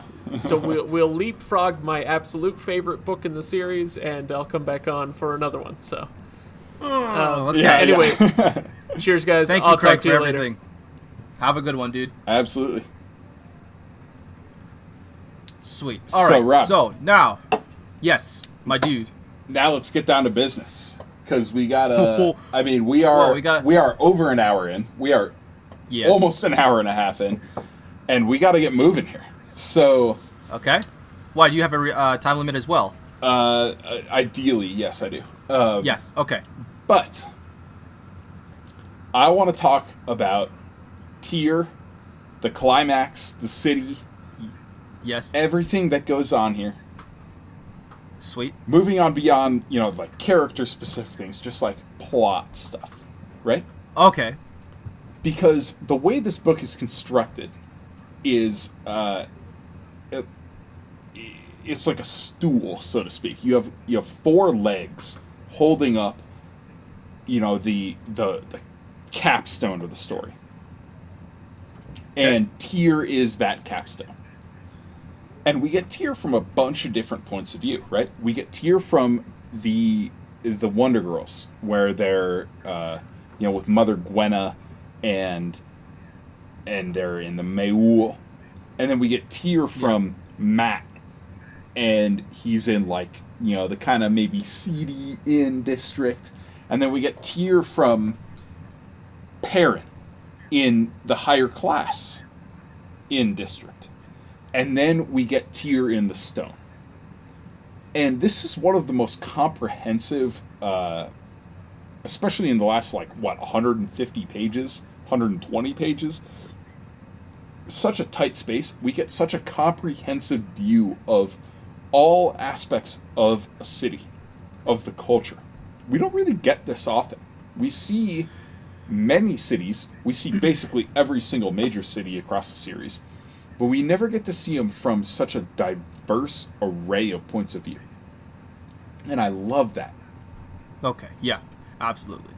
I will admit that I hadn't really picked up on how many different points of view we got to view Tyr from. I hadn't realized it was actually from, we got some from the Mala, we got some from the Stone, and we got some from the higher end, the higher class district with Perrin and Moiraine. I hadn't really actually noticed that we got such a wide, diverse view of that city. However, I will admit that looking back retrospectively, I'm pretty sure some part of me noticed that in some small unconscious way, because, and this is kind of embarrassing to admit, I had a shower thought the other day where I was thinking, if I could rule any one city in the Wheel of Time, what city would it be? And I thought, would anybody not choose Tyr? Some would choose Camelin, I'm sure. Camelin's a great place to be, but I would choose Tyr. I mean, the Stone? Are you kidding me? Do you have any other structure like that anywhere else in the entirety of the world? Probably not. So much wealth. But then again, looking back, I hadn't realized just how kind of corrupt that entire system is. Like, everything that happens with the High Lords, and how no peasant can call upon a High Lord to trial for anything. Like, they can just go and rape a fisherman's daughter and have her killed if they want to, and nobody can touch them. Yeah. That I didn't really appreciate how fucking terrible and corrupt that was until I was in my 20s, and I was like, holy crap. Like, this whole city is I don't know. It's rich, it's fantastical, it's spectacular. But it wasn't until I got a little older that I realized that their whole system had to be overturned by Rand, and I'm glad that he did. Yes. I'm really glad that he did. Yeah, and we get more of that, kind of early in the Shadow Rising, but the culture is so rich, but it's crazy to sort of understand how much the culture of Tyr has built up around the stone as this focal point, right? Where even, we see Captain Malia, Yes. And he's just like a ship captain who barely even lives in Tyr. And his whole lifestyle is built around the mentality that emanates from the stone. That is the cultural touchstone. And behind that touchstone is a fear of the One Power. And so to Captain Malia, he hates Chandlers. He hates Aes Sedai. And he has such a hard time, even though he's a greedy man and an ambitious man and wants to learn about all these intrigues that he's convinced Matt is part of. He can't overcome his hatred of the Aes Sedai because it's such an ingrained Terran ideal that comes out of what the stone represents. Yeah. And it's so appropriate that the stone, as a cultural monolithic symbol of fear of the One Power, is the ultimate goal of Rand and his plotline in this book, which is all about fear of the One Power. And it's his catharsis, his acceptance of being the Dragon Reborn and being a channeler, and embracing the fact that, yes, I can do this, I have to do this, I have this ability, and I need to learn to handle it. So he's going to confront the most impregnable fortress in the world that also represents his deepest fear. Yeah. Okay. I'm really glad that you brought up Captain Malia. I totally forgot about him. And there's one thing I just wanted to give that man a shout out for, or at least give Robert Jordan a shout out for. And I wanted to compliment Mr. Jordan on the amount of world building he managed to accomplish with Matt's conversations with Captain Malia. Like what Malia thinks about this kingdom, what Malia thinks about that kingdom, how Tyr received the worst, not Tyr, the Illianers received the worst of his hatred, and it was like, there was a line in there, something about how Captain Malia's beard quivered with indignation over how filthy the Illianer ground was, and I was just like, what an excellent kind of line to throw in there, to give us a little more context about the relationship between Illian and Tyr, and how they're constantly at each other's throats. I just wanted to say that was awesome. I still get a laugh every time I read, a lot of Captain Malia in this book with Matt as well. It was awesome. Yeah. All right. So now that our excellent special guest has left us for now, let's dive into some lore. Drew, you have a few things that you want to make clear from what I understand. Let's hear them, dude. I do. So there's one really big thing that is kind of discussed fairly often in the fandom about the second half of this book, and it isn't really made clear in the text. It's something you have to infer, and that is Rand's scene where this company of people come to share his fire. Okay. And there's a group of, it's like a merchant woman, an older merchant woman, yeah. And she has 10 retainers, and Rand just kills them all. Without provocation, seemingly. Exactly. Without provocation. He's like, I gotta be careful, and then it's just like, boom, power rot sword, decapitated, kill you all. And... Sushi chef, yeah. And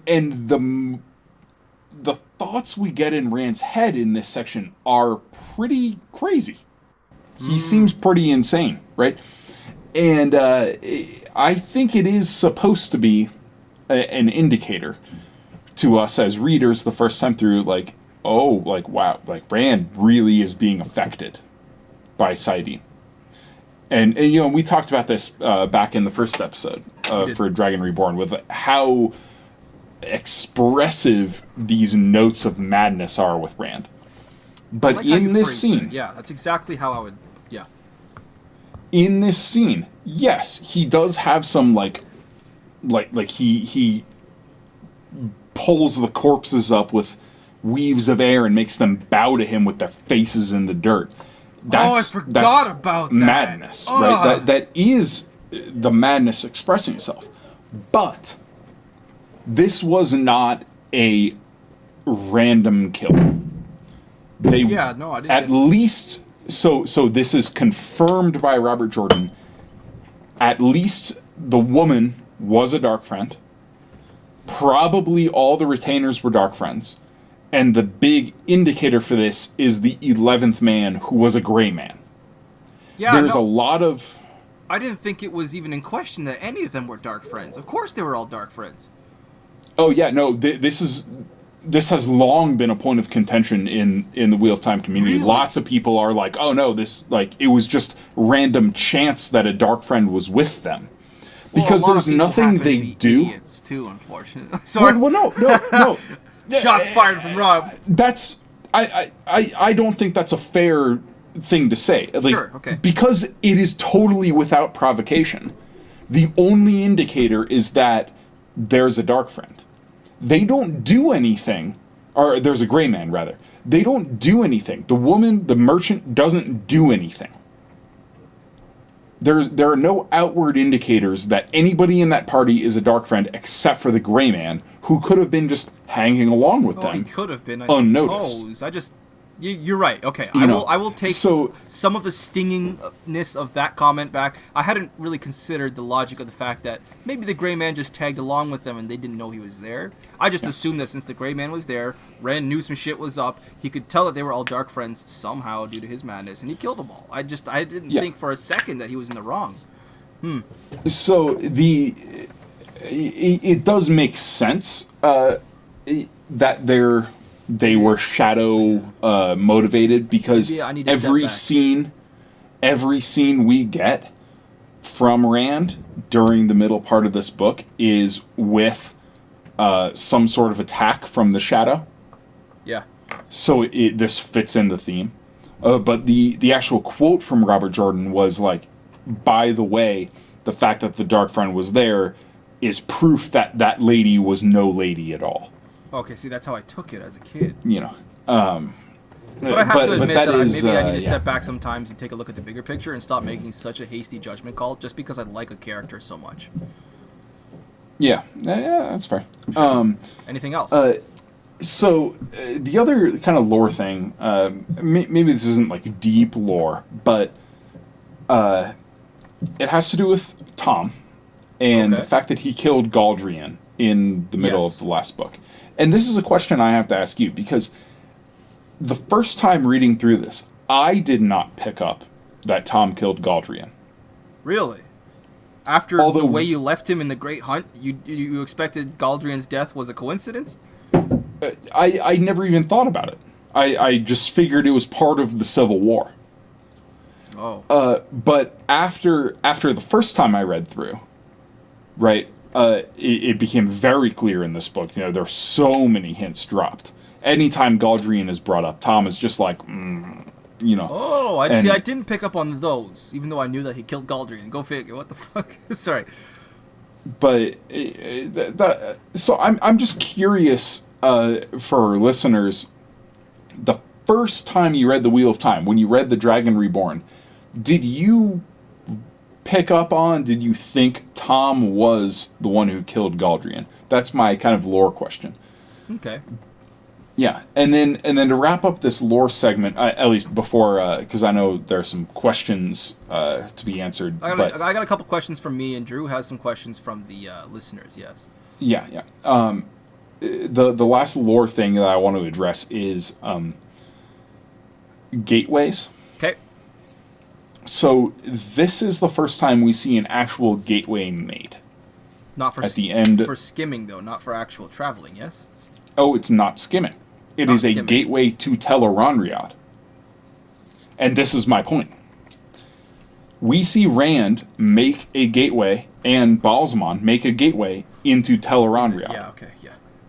That is their whole battle, is through Tel'aran'rhiod. And then at the very end, it's a gateway back into the real world, into the Heart of the Stone, where Rand kills Ishamael. Right? I thought he killed Ishamael in the heart of, or in the world of dreams, and then opened a gateway back. No? No, because his body. Oh no, yeah, that's right. Balzamon's body yeah. is there, decaying super fast. Okay, that's right. Yep. But so there are kind of questions that pop up across the fandom about like Rand and his knowledge of traveling and skimming and things like that, and you know, he doesn't have knowledge; it's instinctual. Exactly, but when he does something, he learns it, right? And so he doesn't travel and he doesn't skim at the end of this book, but he makes a gateway, and so he gives himself a foundational knowledge point, so to speak, that helps him at the end of the next book when he makes a skimming gateway and chases Asmodean. Yes. And then, again, he has another knowledge point. So, like, gateways, obviously, are very, very important over the course of the series. And this is the first time we see a gateway of any sort made. And it helps kind of guide Rand's learning, right? Because so much of what he's doing, as you said, is instinctual. He doesn't really know what or how he's doing things. He knows why. He knows, like, I need to do this, and he just weaves it, right? And this, though, with the gateways, the first two gateways he makes, the Tel'aran'rhiod gateway and the Skimming gateway, are not necessarily instinctual. Both of them he does because one of the Forsaken did it first, and he has this impression, this sense of folding. Oh, well, he can like read the weaves after they dissipate in a sort of way. Well, yes. Before they dissipate, you know. So I guess it would have to be before they dissipate, logically speaking, yeah. Let me. So the quote here is, Ba'alzamon fled, man and shadow vanishing. For a moment, Rand stared, frowning. There had been a sense of folding as Ba'alzamon left. A twisting, as if Ba'alzamon had in some way bent what was. Ignoring the men staring at him, ignoring Warrain crumpled at the column base, Rand reached out, through Kalimdor, and twisted reality to make a door to somewhere else. Yeah. So these are things with gateways. He didn't do it on his own. This wasn't some instinctual thing. It was a learned weave because he could read the residue in that moment from another Forsaken. And he does the same thing, which we'll revisit in the Shadow Rising. Hell yes. And I want to just mention that's a very pristine-looking condition copy of the Dragon Reborn that you have right there, Drew. What is that, like your 3rd, 4th, 5th, 10th paperback It is copy? my 3rd. I don't know if it's really pristine, though. It looks pretty nice compared to mine. I'm going to go run to my bed. It's sitting on my bed. I'm going to show you mine right now. Creases on the spine. Give me 10 seconds. I'm going to show you mine.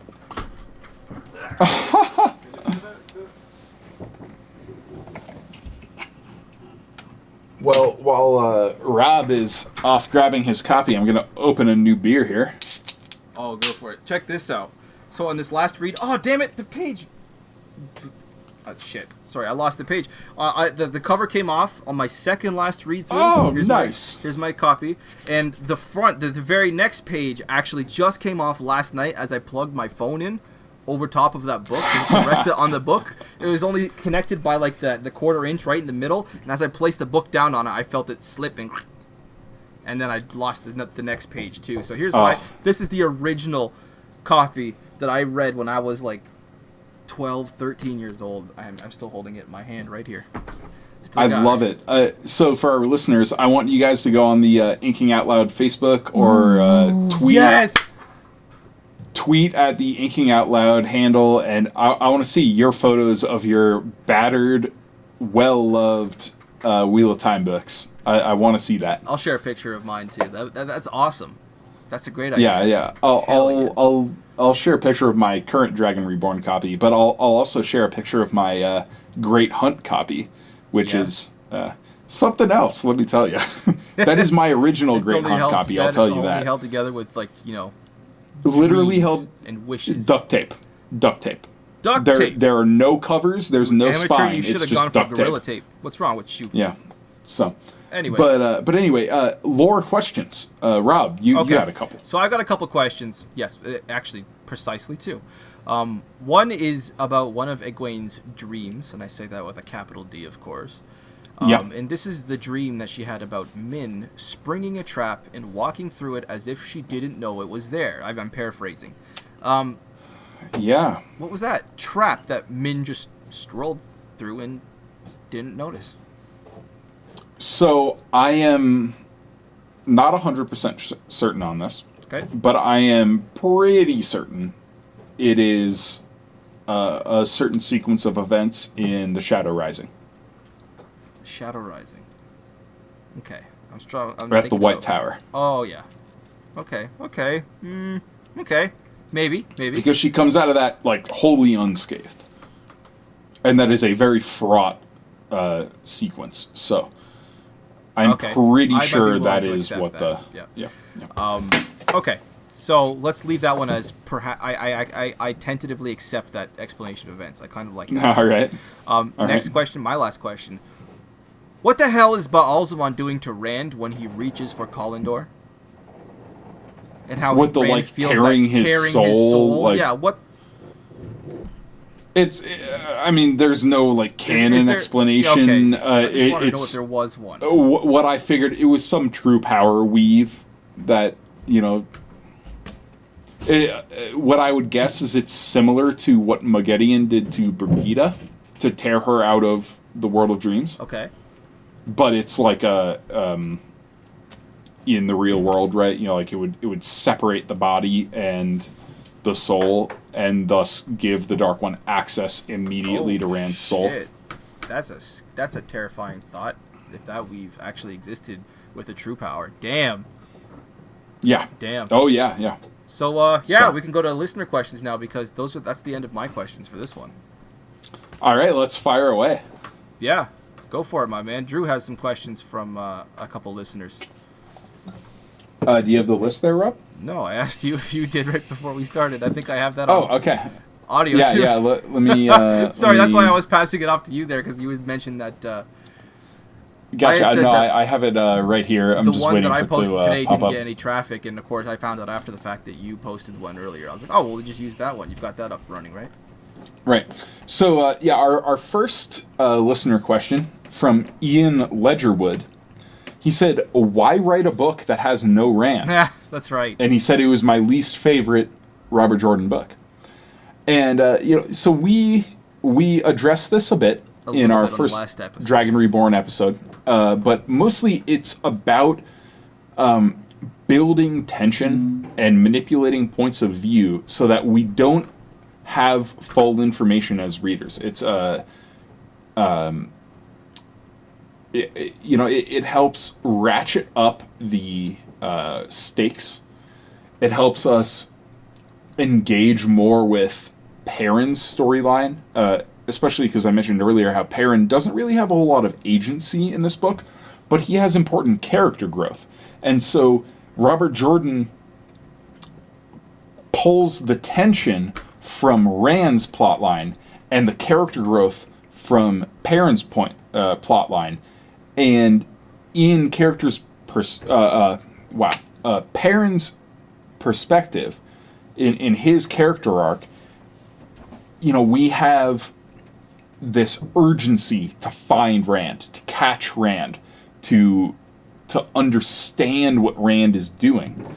And if we had this whole book from Rand's point of view, that tension would not entirely be erased, because we would still have the kind of end goal quest line of what's going to happen when Rand gets to Tyr and tries to get Kalandor.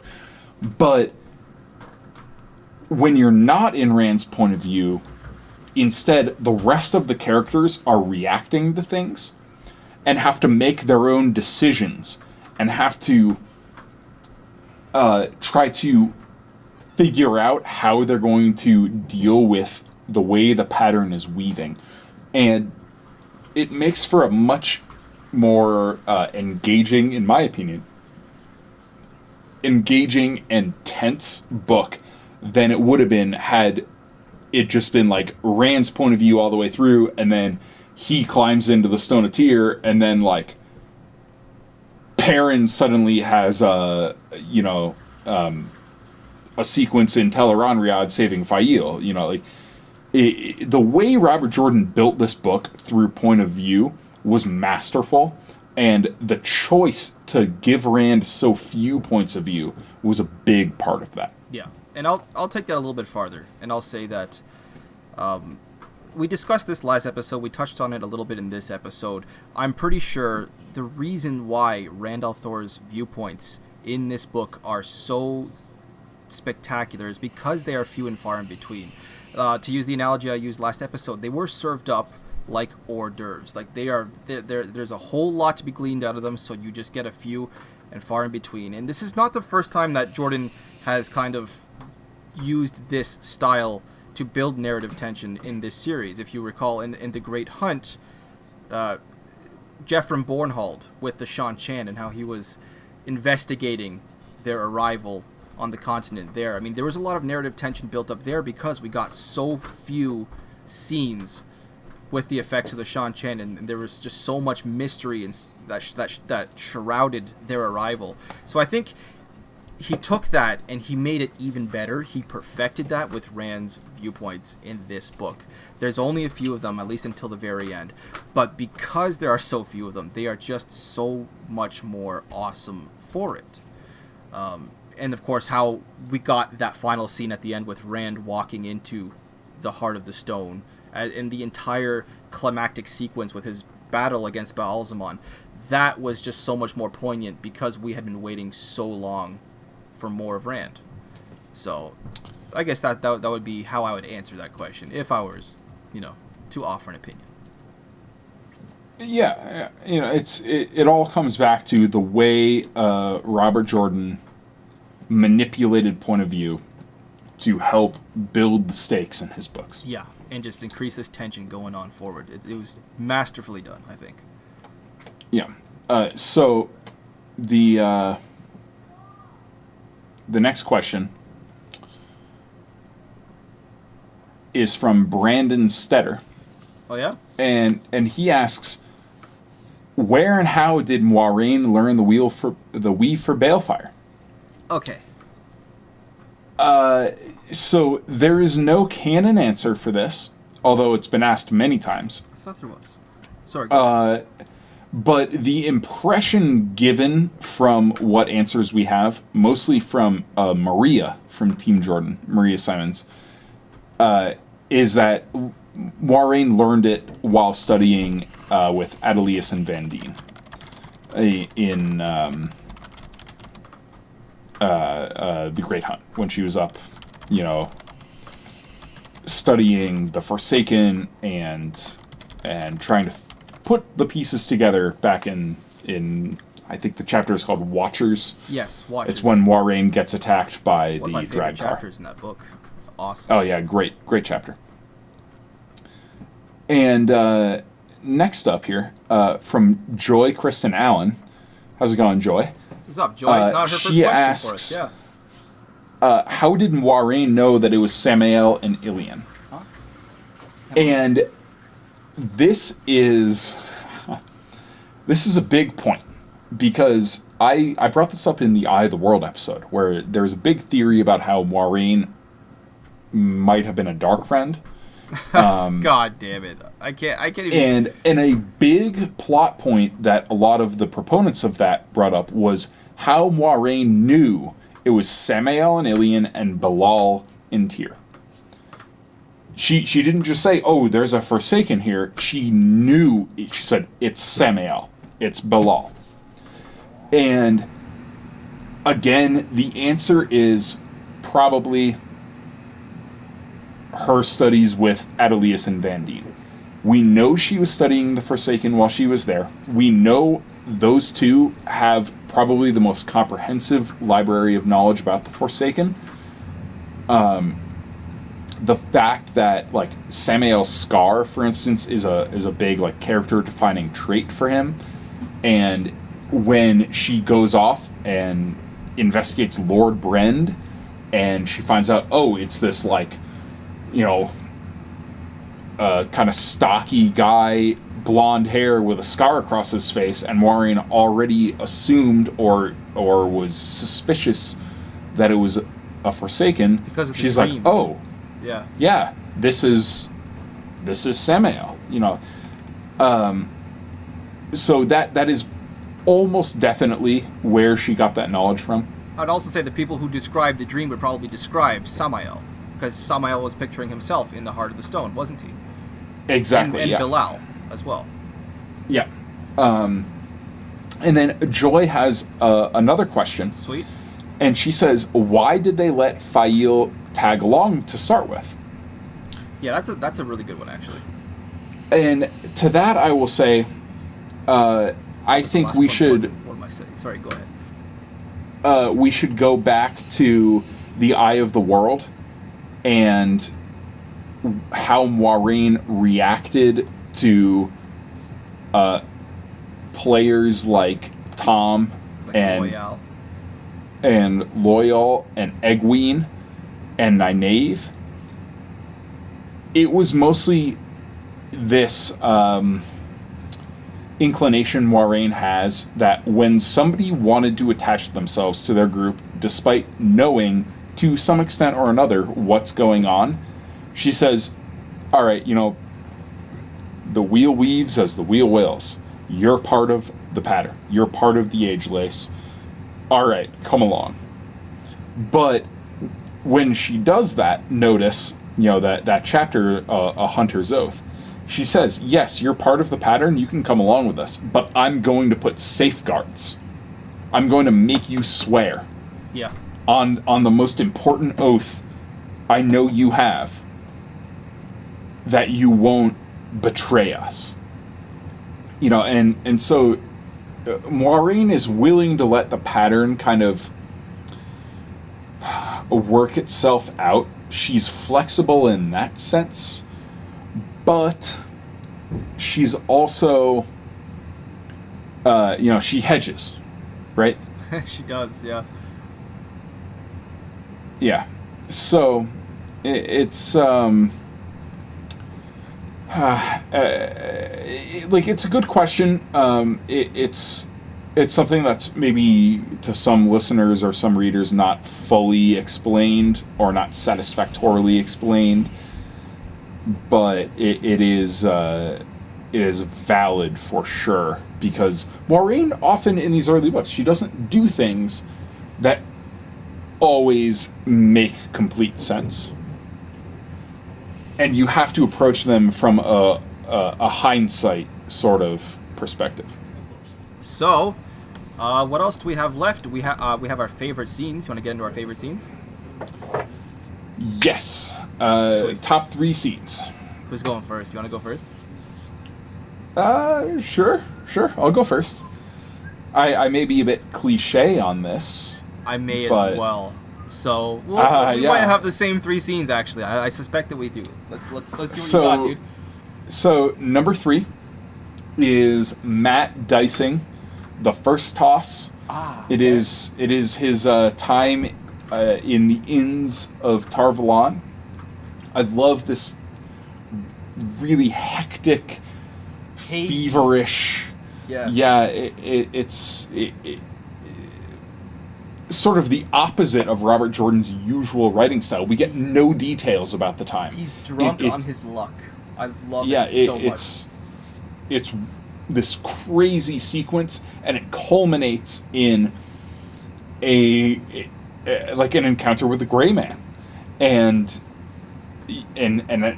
again a lucky escape for Matt, where he falls off the bridge. He decides to tackle the guy, right? And they fall off the bridge, and Matt tries to twist and land on him to cushion the fall, and then he rolls off and realizes, oh my gosh, the guy stabbed himself in the heart, and that ties back, of course, to the Gray Men in the White Tower that Nynaeve and Egwene see and encounter there, where when they fail in their missions, they kill themselves. The Gray Man killed himself. So it's there was another Gray Man walking around. Well, themselves. Okay. There was the Gray Man and the Gray Woman. Okay. Yes. The Gray Woman killed herself on Shiriam's bed. Gotcha. And killed the crossbowman that Nynaeve caught. Wait, what? The Grey Woman killed herself on Shiriam's bed. Why? Yeah. As a sign. Remember, it was without really going into further details. As evidence that Shiriam was clearly a dark friend from the beginning in previous episodes. I guess that's a message to Shiriam specifically? Yeah, exactly. I thought you were implying that Shiriam had actually murdered this Gray Man or whatever for whatever reason. No. Okay. And therefore, it was very much a signal. That she wasn't following the 3 oaths. Okay, gotcha. No, well, that she wasn't. Not that she wasn't following the 3 oaths. That she wasn't satisfactorily carrying out her orders from the Dark One. Got you. Okay. But anyway, so that was my first scene. Oh yeah, we're still on scenes. My second scene, honestly, I'm just gonna be honest. All 3 of my scenes are Matt scenes. Really? Matt in this is so great. I was not expecting that. Okay. Oh, really? Yeah. I know you love Matt. I just wasn't expecting all three to be Matt. I thought we would have had these next two would have been the same, but it sounds like neither of them are. Yeah. So my second favorite is chronologically ordered. Matt climbing the wall into the palace gardens, and specifically one line, because it is just about that one. Damn it! Sorry, it is just so good. It is so good. With not Talmanis. What's his bloody name? Talanvor. Yeah. Oh yeah, Talanvor. We find the page man. here. Yeah. Matt says.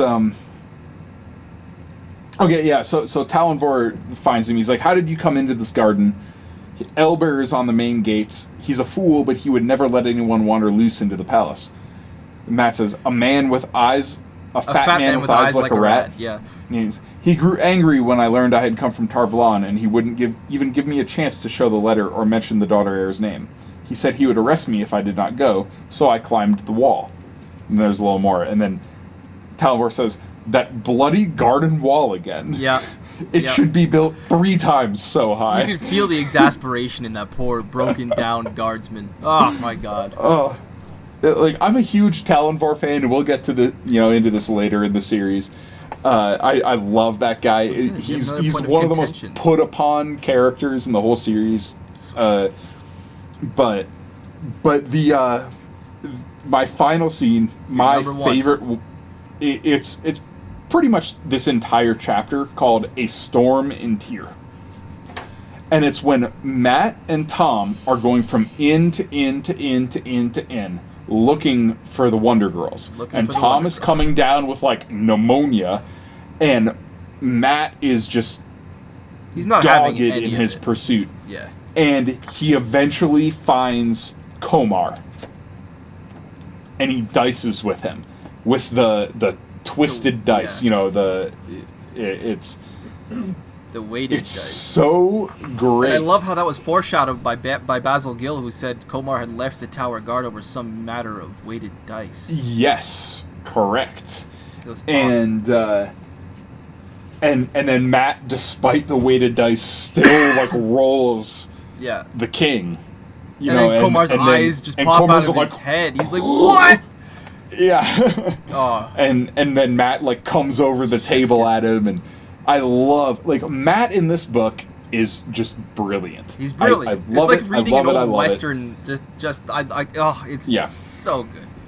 All right, cool. I'll get into my favorites. So what are your 3 favorites? So my third favorite scene in the book is Matt's healing. And this is the only Matt point of view that I have as a favorite scene, but it's Matt's healing. Don't get me wrong, I loved everything about Matt in this book, but there are some scenes that just stand with me to this day, and my third place one, as I just mentioned, is Matt's healing. The entire sequence with the Aes Sedai, it's our first glimpse of Asa Angreal, right, and how all of these Aes Sedai are just exhausting themselves to try to heal Matt from his connection with this dagger. Its corruption on his soul, the way Matt is sort of living in 2 timelines at the exact same moment, the old tongue that comes spilling out of his mouth.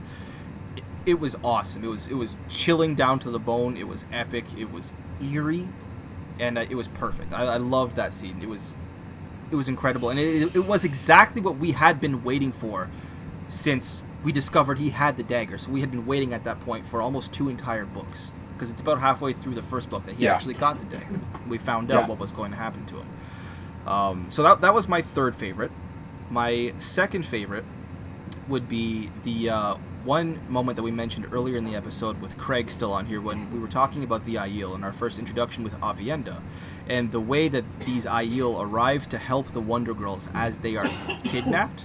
And the way these Aiel sort of veil themselves, and they surround these 3 Murdral, and they start circling them, and they're pounding the rhythm on their bucklers, and they're calling, "Dance with me, Shadow Man." It was so chilling. Everything you need to know not about the Aiel, but their downright insane courage. Everything about that could be summed up in that moment. I mean, wow. And then, of course, we get the explanation from Ruark afterwards that he was like, honestly, we weren't expecting to kill them all.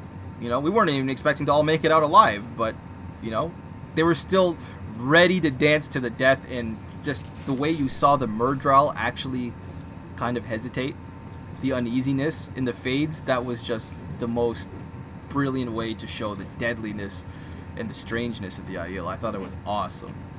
So this was actually like an honorable mention. I considered this scene. Yeah, because you had mentioned this earlier. Specifically, I thought this was going to be one of your points, like it was mine. Specifically, the writing at the beginning of this scene. It's when they looked through the cracks again to see exactly what they had to deal with. There were 3 Myrddraal in the room. That one line is just bam! I mean, that hits so hard. Yep. And then even better, it's when Egwene like channels Earth to unlock, you know, the padlock on the door, and the sequence of events, and it's this one sentence: the chain fell to the floor, the Myrddraal staring at it snarled, and the outer door swung open. Black veiled death flowing in from the night. That is Brandon Sanderson level prose in terms of like isn't it? Like I can. That's just better. I mean, this is vintage Robert Jordan. Like this is good.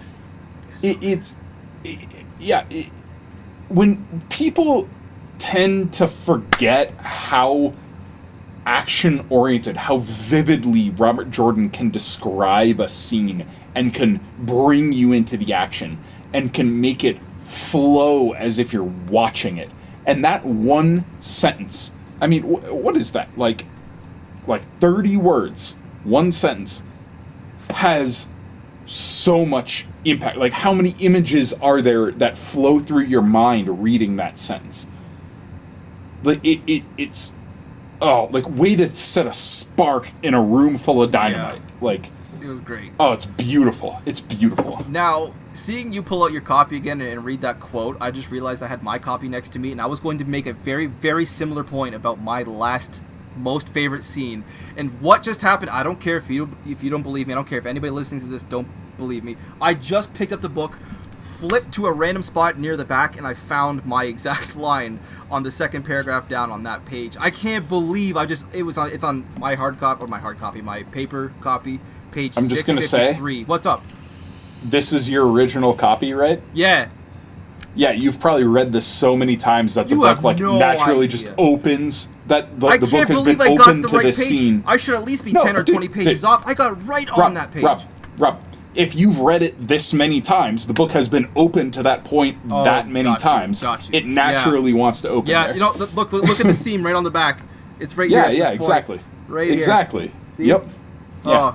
Anyway, so my very, very favorite scene in this book, indeed, my favorite moment in this entire series. Okay. Bar none, well, save perhaps like Dumai's Wells or Rand's final moments in the Pit of Doom. Rand closing his hand on the hilt of Kalendor. And I realized, yes, that's our climactic moment in this book. But there was something with that moment of struggle with the immense power that follows and the way that Rand kind of slowly, calmly regains his spiritual balance and he challenges Baalzamon. I was just, oh my god. It was just, it was, and I say this again and again, it was perfect. It was perfect. And I'm gonna quote right here. This is just as he's, kind of coming down from the high with Saidin, and it says, to channel this much of the power, he must dance on that sharpness as if he had danced the forms of the sword. He turned to face Baalzamon. The tearing within him had ceased as soon as his hand touched Kalendor. Only an instant had passed, yet it seemed to have lasted forever. You will not take my soul, he shouted. This time I mean to finish it once and for all. I mean to finish it now. That was actually not the paragraph I thought it was, and I didn't realize that until halfway through. But just go two paragraphs back. The way he kind of just sort of calmly regains his balance with that struggle against Saidin, in that moment, that kind of deep breath that he takes as he turns to face Baalzamon and make that challenge. Best moment in the series. Like, I can't think of another moment that I have read more, loved more, and just wanted to see more. Yeah. So that is my favorite moment, not only in this book, but in this series. And I'll drop my copy there. All right. I think that's our cue to head into the final draft then. Sweet. Huh? Yeah. And I'm kind of proud of my final draft entry Rob, for I today. want to hear it. All right. So, as I mentioned, I went to the grocery store. Yeah, a half hour. No. It was a couple hours before the podcast because I left my beer in there for a while. But I was thinking to myself, something about the Dragon Reborn. I wanted to tie with our book here. And of course, Drew, earlier in this episode with Craig, you were discussing Rand's whole effect on the pattern as a singularity of importance and how he shifts the lives of everyone around him as well as other Taviran. And I brought with me another brew from Collective Arts Brewing Company. Oh, yeah. All right. This here is a citrus blonde. Very, very heavy with a lemon. I noticed that right away, more so than other. I mean, with citrus, you expect the grapefruit, you expect orange on occasion. Lemon heavy on this one. Very, very nice, though. 4.7% alcohol volume in this. So it's a nice light drink. It's very, very refreshing. I loved it. It was kind of like drinking like a alcoholic iced tea in a way. It was delicious. This here is called, and Drew, I'll hold up to the mic there. Oh, it's backwards. It's mirrored. Saint of Circumstance. Oh, all right. I like it. I like it. Thank you. Thank you very much. I saw that one and I thought, of why not? Of course. That's very Rand appropriate. Thank you. Yeah. Now, what are you drinking, dude? So today I drank a New England IPA from Grimm Brothers Brewing Company in Loveland, Colorado. So, okay, Grimm Brothers. This is the New England IPA style is kind of the new big trend in, over the last couple of years for IPAs, more like the hazy, kind of juicy, thick, thick-bodied IPA, maybe not as like hop piney bomb as you'd expect from like the West Coast IPAs. Sure. But it's a solid beer. Grimm Brothers is one of my favorite breweries around here. Mostly because they do a lot of like German styles, and not only like German lagers, but like really obscure German lagers. Like they do like an alt beer and like a Kottbusser and like a Dortmunder and like all these random like you probably never even heard of these styles of beers until you buy a 6-pack and look at the label and you're like, huh, I wonder what this is, but they do great stuff. But they also do a few, more like American styles. And so this one's a New England IPA and it's called Dragon Bloom. Nice. Yeah. I like it and I appreciate it. Well done. Yeah. Well done. Yeah. I've been kind of looking at this one on the shelf every week. I go into my local bottle shop and I'm like, one of these times I'm gonna grab Dragon Bloom and use it for Wheel Time Book. And I figured, well, why not do it for the episode when Rand finally accepts and pronounces himself, and we get Aiel dropping on their knees and announcing him the Dragon Reborn. So yeah, Dragon Bloom. Sweet. That was my and it was good. Yeah, not the best beer I've ever had, but it was a tasty, drinkable beer for a Sunday afternoon while recording an episode. Sweet. And I think that'll take us into our outro here. This has been episode 32. Correct? Yes, 32 is today. Whew. And I mean we're powering through the Wheel of Time, but next week we will be taking a little break, and we will actually be going into The Ruin of Kings by Jen Lyon, and this is a newer, 2019 release from Tor Books. We've heard some really good things about it. We've heard some mixed, and mixed reviews, and we're really excited to dive into it and see how it goes. So we're gonna do 2 weeks on Ruin of Kings, and then after that we'll dive back into the Shadow Rising. But in the meantime, if you want to get more Wheel of Time content after this, we have a short episode on the Strike at Sheol Ghoul, which will be available through our Patreon. If you want to support us, all of our Patreon proceeds are going towards supporting our artist and our sound engineer. So please, support them. They're doing awesome work. We're paying them, but we would like to pay them more than we are. And as always, we really appreciate your support, your engagement. I am your host, Drew McCaffrey. With me is my co-host, Rob Santos. Sup? And we will catch you next time. Thank you, everybody. Peace out.